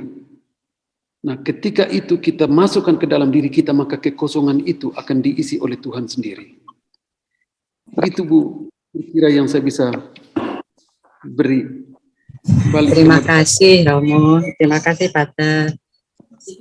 Kembali kasih. Romo, selamat siang. Selamat, Pak. Ada yang mau saya tanyakan, Romo, mengenai misa offline dan misa online. Kalau misa offline kan kita mengikuti misa secara langsung ya. Jadi kita menerima tubuh Kristus secara langsung. Kalau misa offline kan tidak menerima langsung, hanya secara batania. Apakah yang saya tanyakan misa online itu bisa boleh disebut sebagai misa? Kalau misa online kan kita langsung menerima tubuh Kristus. Kalau misa online hanya secara batiniah. Mohon pencerahan Romo. Terima kasih. Ya, langsung ya moderator. Saya langsung. Iya Pater, silakan Pater. Ya, sebenarnya tuh gereja tidak mendorong untuk ikut misa online. Kalaupun ikut misa online, itu yang disiarkan secara langsung. Kan ada misa yang direkam, lalu orang ikut sesudah misa itu. Itu tidak bisa dibenarkan, itu tidak bisa dibenarkan sebagai misa. Kita mengikuti secara langsung. Ya, itu ada sedikit. Jadi gereja sebenarnya tidak terlalu mendorong untuk orang ikut misa online. Karena itu tadi, secara pastoral, secara suasana itu berbeda. Kalau sekarang saya misa online, saya mengikuti misa online, lalu di sini ada ribut sana, itu kacau kan? Suasana tidak mendukung perjumpaan pribadi dengan Tuhan. Tapi karena situasi kita seperti ini, tidak ada cara lain untuk menguatkan hati kita, ya, untuk tahu kita tidak kehilangan rahmat dan berkat Tuhan, maka gereja mengizinkan untuk misa online. Gereja selalu mendorong untuk misa offline. Seperti saya jelaskan ya, offline itu kita bertemu secara pribadi berbeda. Misalnya sekarang kita makan sama-sama ya. Linda makan di situ di rumahnya, Ibu Wiwik di situ, Ibu Siska di sana, Bapak di situ, saya di sini. Kita makan makanan yang sama. Tapi kita hanya lihat itu tidak ada kedekatan fisik mempengaruhi kedekatan batin. Sehingga kalau kita ada kedekatan batin, kedekatan fisik, itu juga mempengaruhi kedekatan fisik. Ya, kalau ada kedekatan fisik, kedekatan batin akan terpupuk, terpelihara secara pelan-pelan dan bagus, baik. Ya. Sini Bu. Kira Bapak bisa terjawab? Nah, Jawaban maksud saya gini Romo. Ya. Maksud saya, yang misa online dengan misa offline, apakah misa online itu boleh disebut sebagai misa? Maksud saya begitu Romo. Terima kasih. Oh iya. Ya, bisa disebut sebagai misa karena kita mengikuti meskipun media, lewat media, tapi tetap sebagai misa. Hanya kita menerima tubuh Tuhan secara rohani. Kita berdoa sendiri dalam batin. Terima tubuh Tuhan secara fisik itu tidak terjadi, tapi kita tetap menyebut itu ya, tetap menyebut sebagai misa. Karena ada perayaan Ekaristi di situ. Kalau tidak ada perayaan Ekaristi, mesti kita bisa katakan, oh ini ibadat, ini doa bersama. Tapi karena ada Ekaristi, ada tubuh dan darah Tuhan, ada transubstansiasi, perubahan tubuh dan darah Tuhan, dari roti dan anggur kepada tubuh dan darah Tuhan. Itu terjadi. Karena yang merayakan misa itu kan offline. Yang mengikuti itu yang online. Jadi tetap itu sah. Saya misa di sini secara offline, tetap sah sebagai misa. Ekaristi. Karena saya yang merayakan, mereka yang mengikuti secara online juga bisa dikatakan mengikuti misa. Baik. Terima kasih Bapak. Kembali ke moderator. Terima kasih Romo. Siang Romo. Saya mau bertanya Romo. Saya dari Regina Pasis Harapan Indah. Melanjuti dengan pertanyaan mengenai misa online dan offline sama yang lewat YouTube ya Romo. Saya mau tanya Romo. Kita mau ikut misa secara offline, tapi kan terbatas. Terus itu prosesnya sepertinya agak repot ya, harus daftar biduk dan segalanya. Kebetulan di lingkungan saya itu ketua lingkungan yang mengurus. Dan kita jumlah orang itu terbatas. Jadi mau nggak mau kita ikut misa yang online Romo. Cuma yang saya mau tanya, itu lebih bagus kalau kita ikut misa online langsung daripada lewat YouTube ya Romo ya. Maksudnya kalau YouTube itu kan kita tertinggal terus udah nggak aci tuh. Kalau yang langsung online gitu, kayak seperti misa harian pagi itu saya selalu ikut itu nggak masalah ya Mo ya. Sama kayak misa kalau kita offline juga ya Mo. Cuma bedanya itu aja nggak langsung ya Mo ya. Mari langsung dijawab Pater. Ya, terima kasih. Artinya misa online itu, misalnya sekarang saya sedang rayakan misa, dan Bapak Ibu ikut, itu bernamanya misa online. Tapi kalau setelah saya rayakan misa, ada rekamannya, dan saya mengikuti rekaman itu bukan misa online. Oh iya. Itu tidak boleh dikatakan, ya tidak dianjurkan untuk itu. Karena itu kita seperti nonton film yang sudah dibuat, direkam dan diputar, kita dengar, tidak. Kita harus mengikuti yang secara langsung itu. Itu yang dianjurkan oleh gereja. Ya, dengan situasi kita ya. Gereja sebenarnya Bapak Suci mau supaya kita offline bertemu karena kita komunio. Ya, kita bersama. Kita datang ke gereja itu kita akan melihat teman saya, oh dia juga punya kerinduan yang sama untuk bertemu Tuhan. Dia juga punya sikap batin yang sama untuk bertemu. Itu kita lihat. Dan itu juga yang mempersatukan kita dengan Tuhan dan dengan sesama. Gitu. Jadi ya mari kita dorong supaya meskipun masih dalam repot ya, harus daftar, tapi kita berusaha. Setidaknya kita bisa ikutlah. Setidaknya. Baik, terima kasih Bu. Masih ada sisa waktu di dalam sesi pertanyaan ini. Silakan. Saya mau nanya. Bu Ya, Bu. Linda. Ya, Bu, silakan, Bu. Ya, selamat siang. Kalau di sini Pater mau pertanyaannya seperti ini. Romo kan ada di sana. Kalau di sana sendiri seperti apa gambarannya? Apakah ada offline dan online seperti di Indonesia? Itu terus situasi dan kondisi di sana realnya seperti apa, Romo? Itu Romo aja. belum di Terima Roma, kasih. Bu. Romo belum di sananya Roma, di mana, Bu? Oh, belum. Katanya kemarin infonya udah di Roma. Oh, Iya, Bu. Ya, bagaimana Mundur, ini? Bu, mundur. Oke, maaf. Hanya agak terlambat, akhirnya belum bisa pergi. Nanti tanggal 30 baru berangkat. Sekarang saya posisinya di Biara Karmel di Mojokerto, Surabaya. Oh, seperti itu. Ya, nanti kalau sudah sampai di sana aja kamu jawab lagi. Pengen tahu seperti apa kehidupan menggereja di sana gitu. Yang benar-benar istilahnya pandangan mata langsung, pengalaman langsung. Terima kasih, Romo. Iya, teman-teman cerita mereka tidak ada misa online, mereka tetap misa offline. Hanya beberapa, artinya di tempat-tempat yang bahaya sekali itu mereka tetap tidak ada misa, tetapi di tempat-tempat yang kebanyakan mereka misa offline tapi jarak-jarak. Dijaga jarak karena umat juga tidak banyak, jadi gerejanya ada banyak, umatnya kurang banyak, jadi bisa dilayani begitu.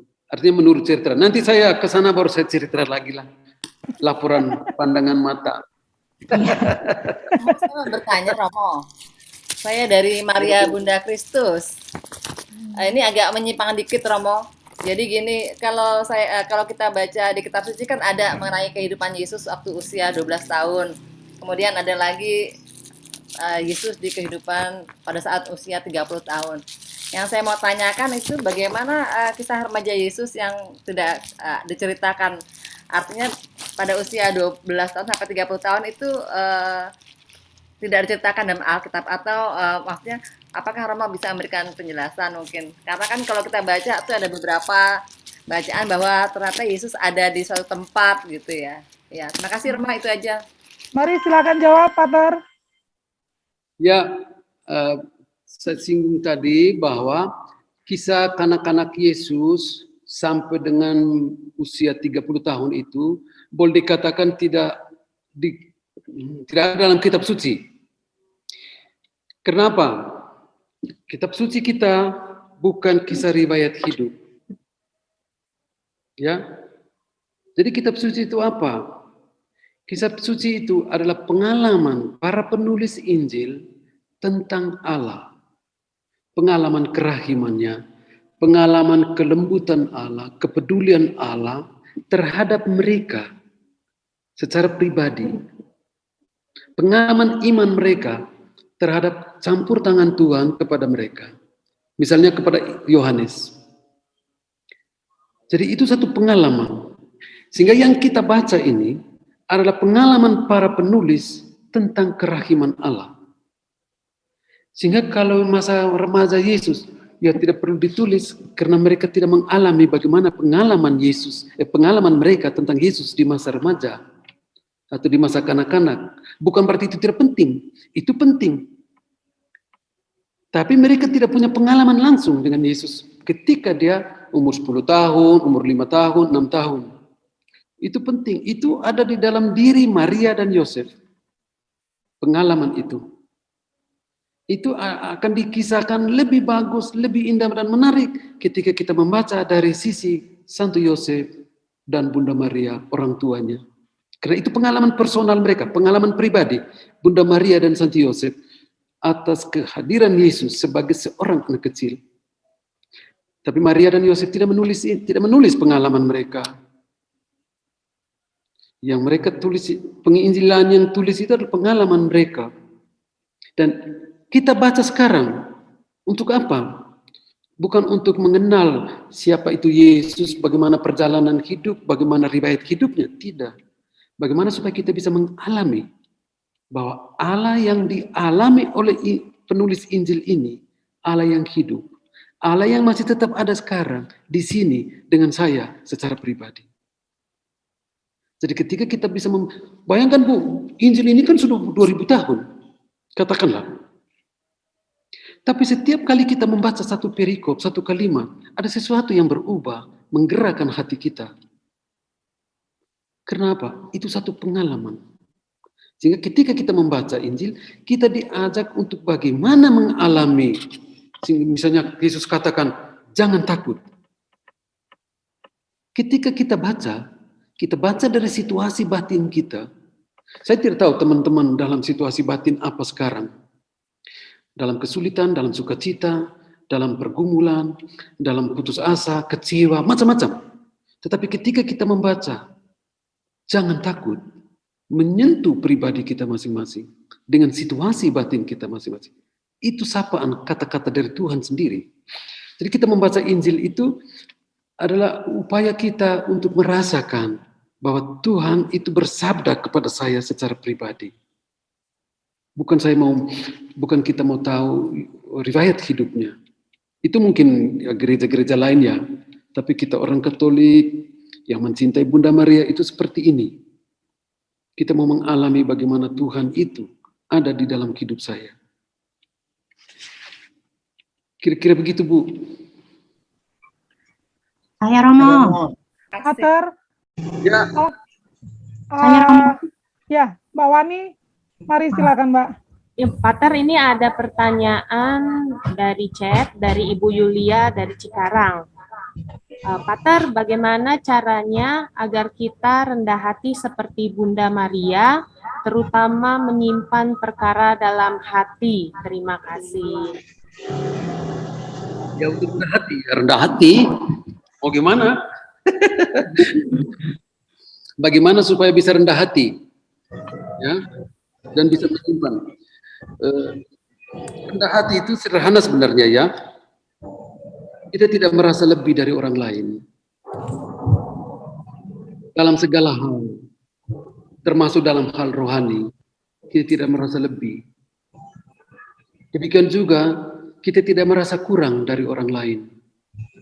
Termasuk dalam hal rohani.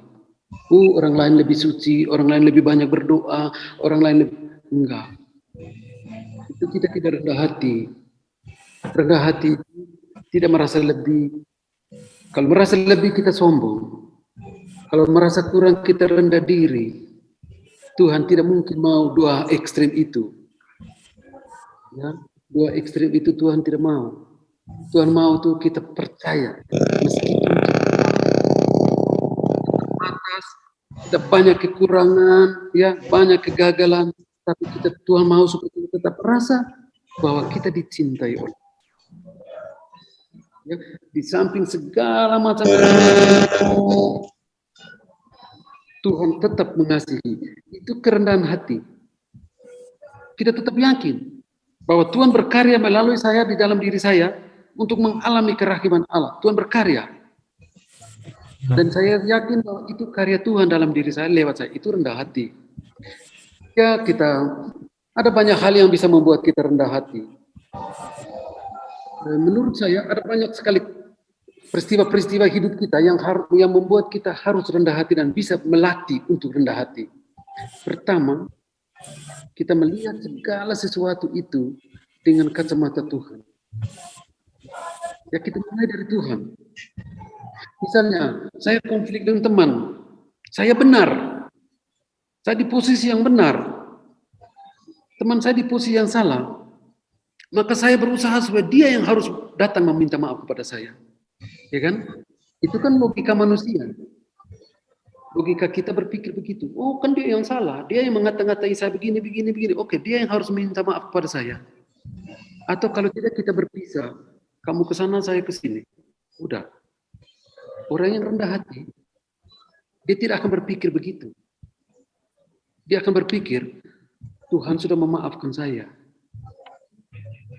Saya tidak punya jasa apa-apa untuk menerima pengampunan dari Tuhan. Maka saya, meskipun dalam posisi benar, saya harus memaafkan. Seperti Tuhan, dia dalam posisi benar, dia selalu memaafkan kita, memaafkan saya secara pribadi. Maka saya pun dalam kondisi seperti ini, melihat apa yang dibuat Tuhan kepada saya terdorong dengan rahmat Tuhan sendiri untuk memaafkan sesama. Itu kita latihan rendah hati. Mulai segala sesuatu dari Tuhan. Ya mungkin terlalu teoritis ya, tapi bisalah dibuat. Ada lagi nih Pater, dari Ibu Ingrid Francisca.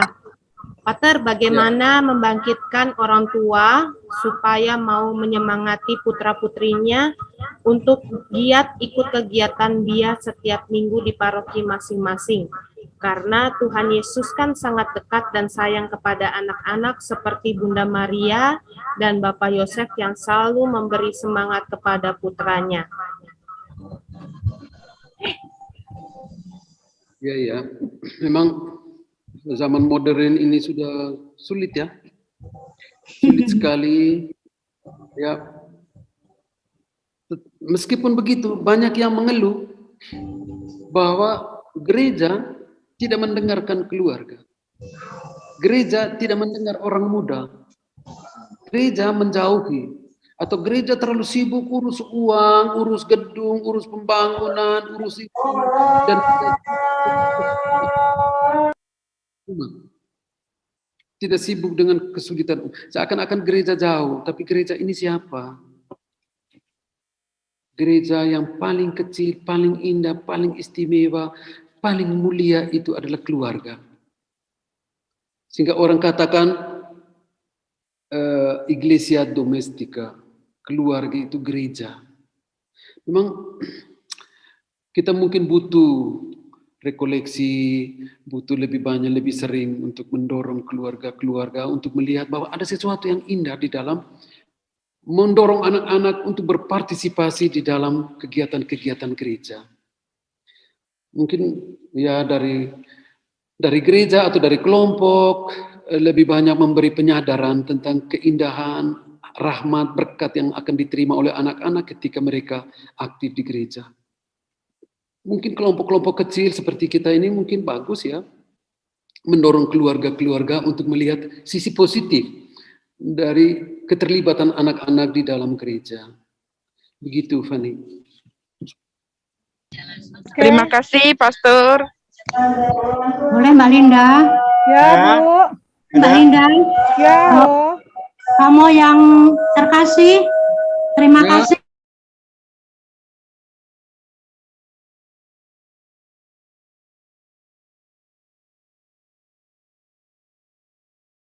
Saran Romo pagi ini sungguh sangat bagus sekali. Yang ingin saya tanyakan,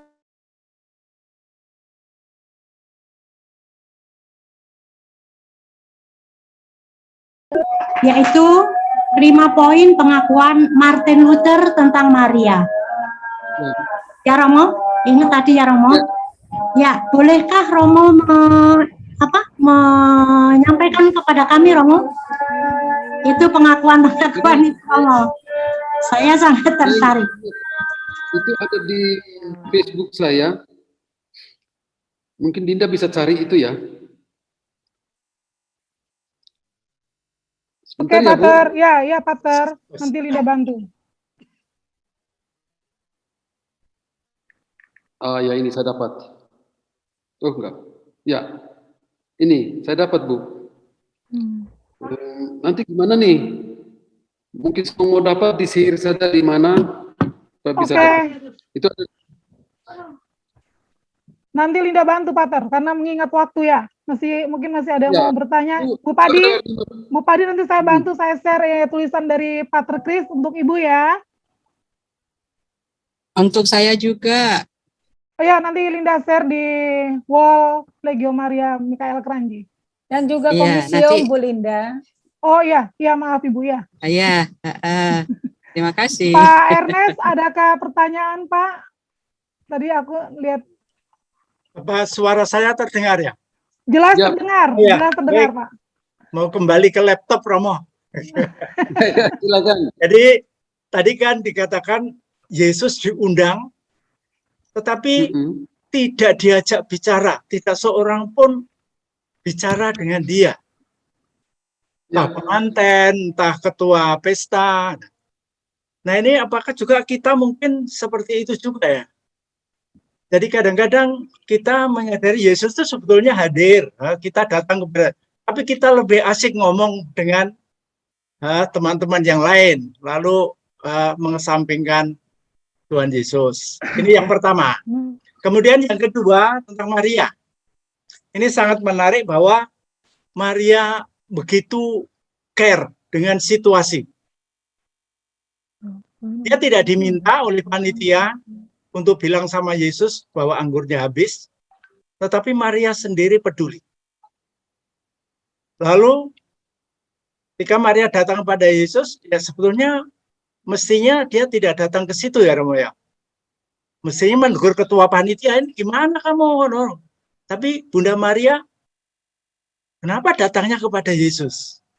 Mungkin ini juga suatu teladan bagi kita, bagaimana dalam menghadapi situasi seperti hal ini, pandemi. Ya, mungkin dalam masa pandemi ini kita juga kurang care. Ada tetangga yang isolasi mandiri atau ada dan sebagainya. Mungkin dalam doa-doa kita jarang mendoakan mereka. Pagi ini Romo mengingatkan kami sangat indah. Ya. Begitu kepedulian Bunda Maria dan membawa kepedulian itu langsung kepada Tuhan. Nah ini suatu teladan bagi kita bagaimana kita juga dalam melihat hal-hal yang memprihatinkan itu, kita bawalah itu kepada Tuhan. Ini yang menggerakkan saya khususnya pada akhir percakapan Romo tadi, sungguh-sungguh sangat indah. Terima kasih. Mungkin Romo dapat memperdalam lagi. Terima kasih Romo. Oh ya, saya Ernest Marianto dari Presidium Bejana Rohani Bekasi Utara, Romo. Salam kenal Pak, luar biasa. Saya sering dengar nama ini, sering baca nih nama ini. Penggubah lagu, Romo. Ya. APR-nya kami, Pater. APR Kuliah Ratu Surga. APR. Boleh tanya? Luar biasa. Boleh tanya, Romo? Halo. Ya, halo. Boleh bertanya, Romo? Ya, ke moderator bagaimana? Masih boleh? Bisa, Bu Linda. Minta maaf, ini waktu sudah melebihi dari yang, ya. Minta maaf, atau bagaimana Ibu Ketua? Silakan Bu, satu lagi. Ya. Boleh Linda, boleh satu lagi, nggak apa-apa. Boleh saya tanya? Ya, oke, satu lagi nggak masalah. Oke. Perkenalkan saya Maria. Saya Maria dari Parohi Santo Albertus, Bekasi. Dan dari Presidium Maria Bunda Penolong Abadi. Saya tapi sekarang ini lagi bermukim di Sabang. Ya, salam kenal dulu dengan Romo. Dan Romo ada salam dari Romo saya, Romo Gerardus dari OCD. Karena parohi saya di Banda Aceh, itu OCD, di mana martir kita, Beato Dionysius dan Redemptus itu menetap di sana, Romo. Oh begitu, ya. Luar biasa. Ya, salam dari Romo Gerardus, katanya itu teman saya Romo Kris ya. Jadi saya mau tanya satu ini. Tadi itu mic-nya nggak benar, jadi mengenai penafsiran spiritual pastoral. Jadi saya terganggu dengan mic yang bunyi. Itu aja pertanyaan saya. Yang intinya aja. Ya, tadi yang pastoral itu ada 4. Pengantinnya itu anonim, tidak saling kenal. Padahal hidup bersama harus saling kenal apa kebutuhan mereka. Lalu mereka kekurangan anggur, apakah undangannya kebanyakan atau anggurnya yang sedikit saja disiapkan. Hidup mereka perkawinan, perjalanan hidup tanpa persiapan. Perlu persiapan. Yang ketiga? Yang ketiga, apa tadi ya? Lupa saya. Yang keempat aja deh, yang keempat aja. Ada Yesus di sana. Ada Yesus itu, tapi pengantin, pemimpin pesta tidak datang bicara dengan Yesus. Tidak berdoa kepada Yesus. Padahal Yesus ada di tengah-tengah kesulitan. Kenapa mereka tidak meminta bantuan kepada Yesus? Justru Maria yang peduli dengan kesulitan mereka dan Maria yang minta kepada Yesus. Itu kelembutan hati seorang ibu ya. Tanpa diminta pun ibu-ibu, mama-mama itu sudah tahu apa yang paling dibutuhkan anak-anaknya. Itu Bu. Iya. Kadang-kadang mama-mama tuh biasa bilang, tidak boleh marah anak-anak saya ya. Yang boleh marah hanya saya sendiri. Yang tegur anak saya sendiri. Yang lain-lain nggak boleh. Sorry. Ya. Kenapa saya tertarik tanya Romo ya? Ya, jadi pertanyaan ini saya di Sabang itu sangat menyedihkan karena umat di sana yang hadir itu hanya paling banyak 10 orang, Romo. di Sabang ya. Jadi stasi dari parohi Banda Aceh. Ya, jadi itu dan mereka di bulan Oktober ini baru saya memimpin mereka untuk Rosario. Ternyata umatnya tidak ada yang mengenal Rosario di sana, Mo. Sangat menyedihkan. Jadi saya merasa terpanggil untuk memimpin Rosario di dalam ibadat di mana pastor tidak pernah ada waktu untuk, karena di Sabang itu adalah stasi. Jadi pastor itu hanya 1 bulan mungkin 1 kali untuk berkunjung ke Sabang. Jadi diisi dengan ibadat. Dan kebetulan ini adalah Oktober, bulan Maria. Jadi saya mengajak mereka untuk Rosario, Mo. Dan umatnya tidak ada yang mengenal Rosario. Itu sangat menyedihkan. Jadi saya kalau pasang lilin di Bunda Maria suka sedih melihat Bunda Maria. Aduh, kok umat nggak ada yang pasang lilin. Ya begitu ya, Mo. Jadi dengan pelajaran ini saya sangat senang. Romo, terima kasih. Jadi lebih banyak lagi untuk saya bisa berbagi nanti di kota yang saya tinggal sekarang. Terima kasih, Romo. Terima kasih. Baik. Tuhan berkati, Romo. Ya. Tuhan berkati. Dan Romo Gradus sama Romo Theo itu kan masih muda, jadi suruh mereka harus rajin datang, meskipun jauh. Ya, Romo Roni, ketuanya Romo Roni parohinya. Ya, Romo mereka Roni. 3 itu orang muda semua itu. Ya, Ibu suruh masih muda. harus ke Aceh. Jadi Ini suruh, bukan begitu saja. ya, Mo, terima kasih, Mo. Tuhan berkati. Terima kasih. Oke, Pater Kris, terima kasih banyak untuk rekoleksi yang diberikan untuk kami. Dari yang Linda dengar pertama sampai dengan tadi ini, bahwa inti dari bahan rekoleksi ini adalah perkawinan di Kana itu adalah peristiwa cinta kasih. Ya. Dan juga perjalanan perkawinan itu harus senantiasa melibatkan Kristus di dalamnya. Betul ya, Pater? Sekarang waktu Linda berikan kepada MC. Mari monggo, Bu. Terima kasih, selamat siang. Terima kasih Romo Kris. Sekarang kita mau memohon kepada Romo Kris untuk memberikan kesan dan pesan kepada kami semua atas pertanyaan-pertanyaan mungkin ya, Romo.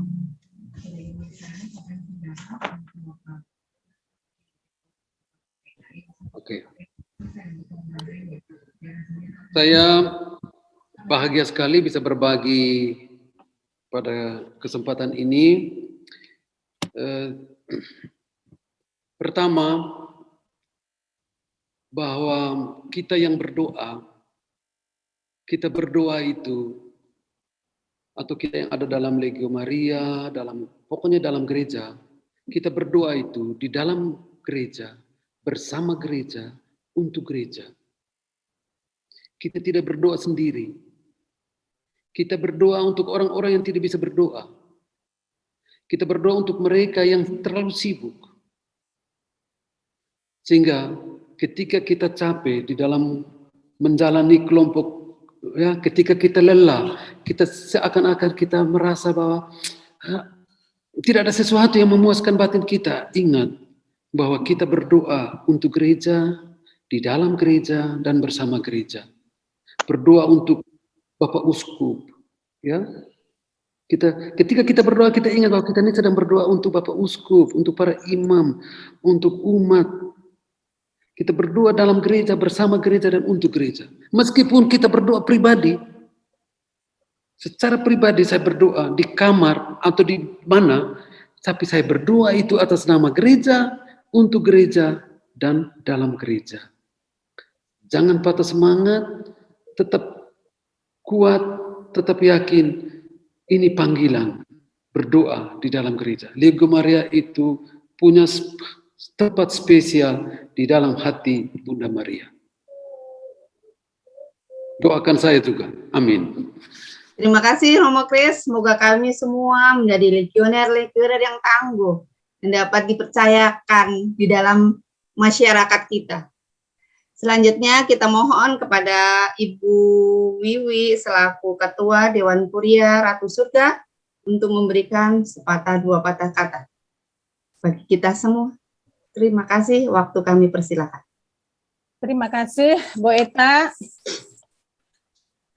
Saya hanya memberi sedikit pesan dan ucapan syukur, yaitu puji syukur kepada Allah Tritunggal yang Maha Kudus, karena hanya dengan kasih karunia-Nya dan doa Bunda Maria, rekoleksi Kuria Ratu Surga dapat terlaksana pada hari ini. Tak lupa pula kami mengucapkan sebagai Dewan Kuria, mengucapkan terima kasih kepada Pater Anselmus Silvus WG SWD yang telah berkenan memberikan sambutan 2 atau 3 patah kata.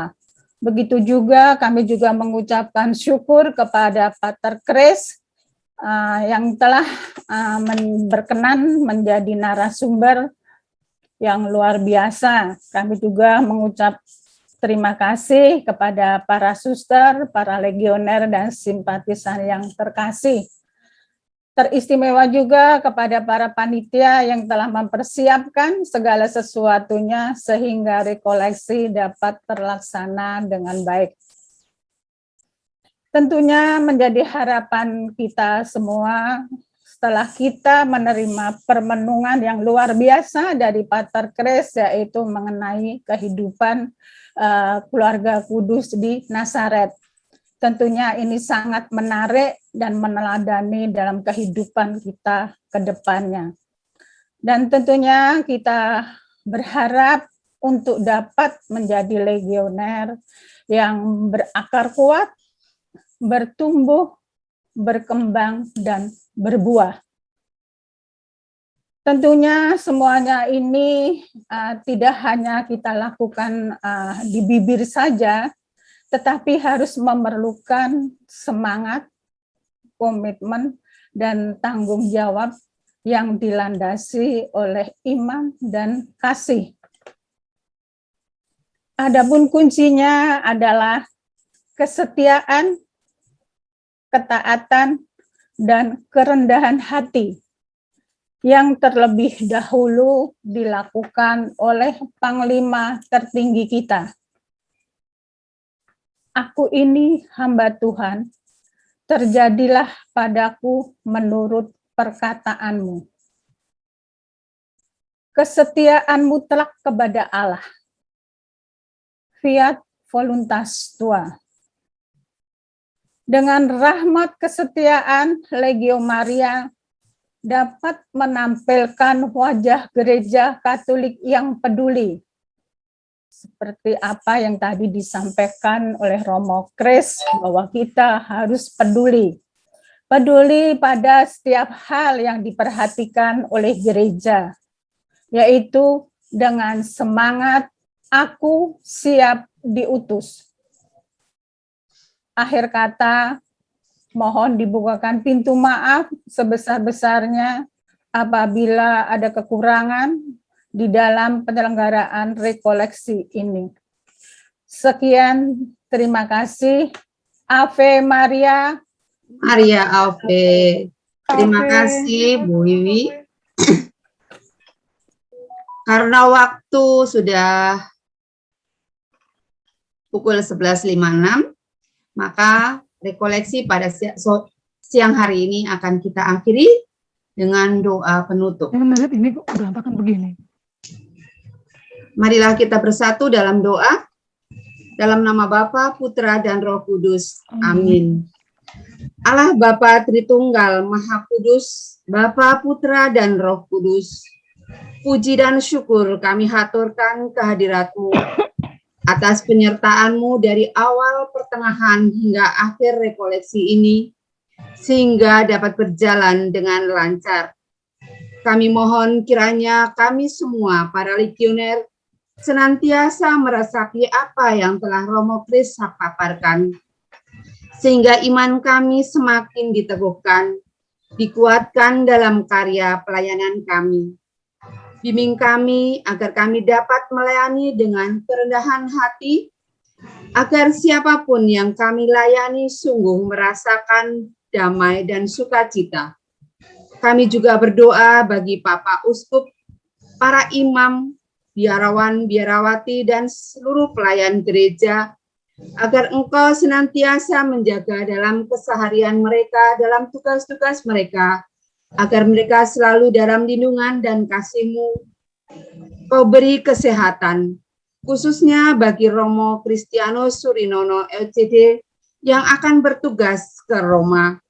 agar Romo Kris dapat menjalankan tugasnya seturut kehendak-Mu. Kami mohon berkat-Mu ya Tuhan melalui perantaraan Romo Kris. Silakan Romo.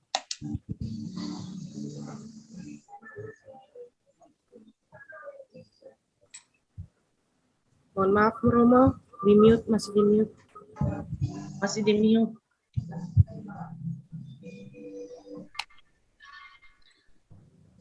Mari kita serahkan semua yang ada di dalam hati kita. Kita mohon berkat untuk kita masing-masing, untuk keluarga, untuk anak-anak, juga panitia yang sudah menyelenggarakan ini, pengorbanan dan kerja keras mereka, dan juga semua kegiatan kita selanjutnya. Kita mohon berkat Tuhan. Tuhan sertamu dan sertamu juga.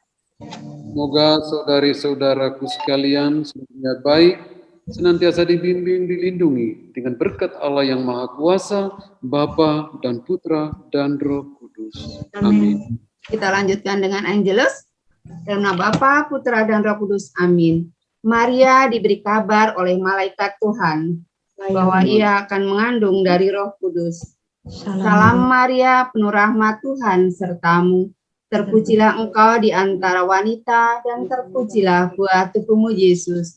Santa Maria, Bunda Allah, doakanlah kami yang berdosa ini, sekarang dan waktu kami mati. Amin. Aku ini hamba Tuhan, terjadilah padaku menurut perkataanmu. Salam Maria, penuh rahmat Tuhan sertamu.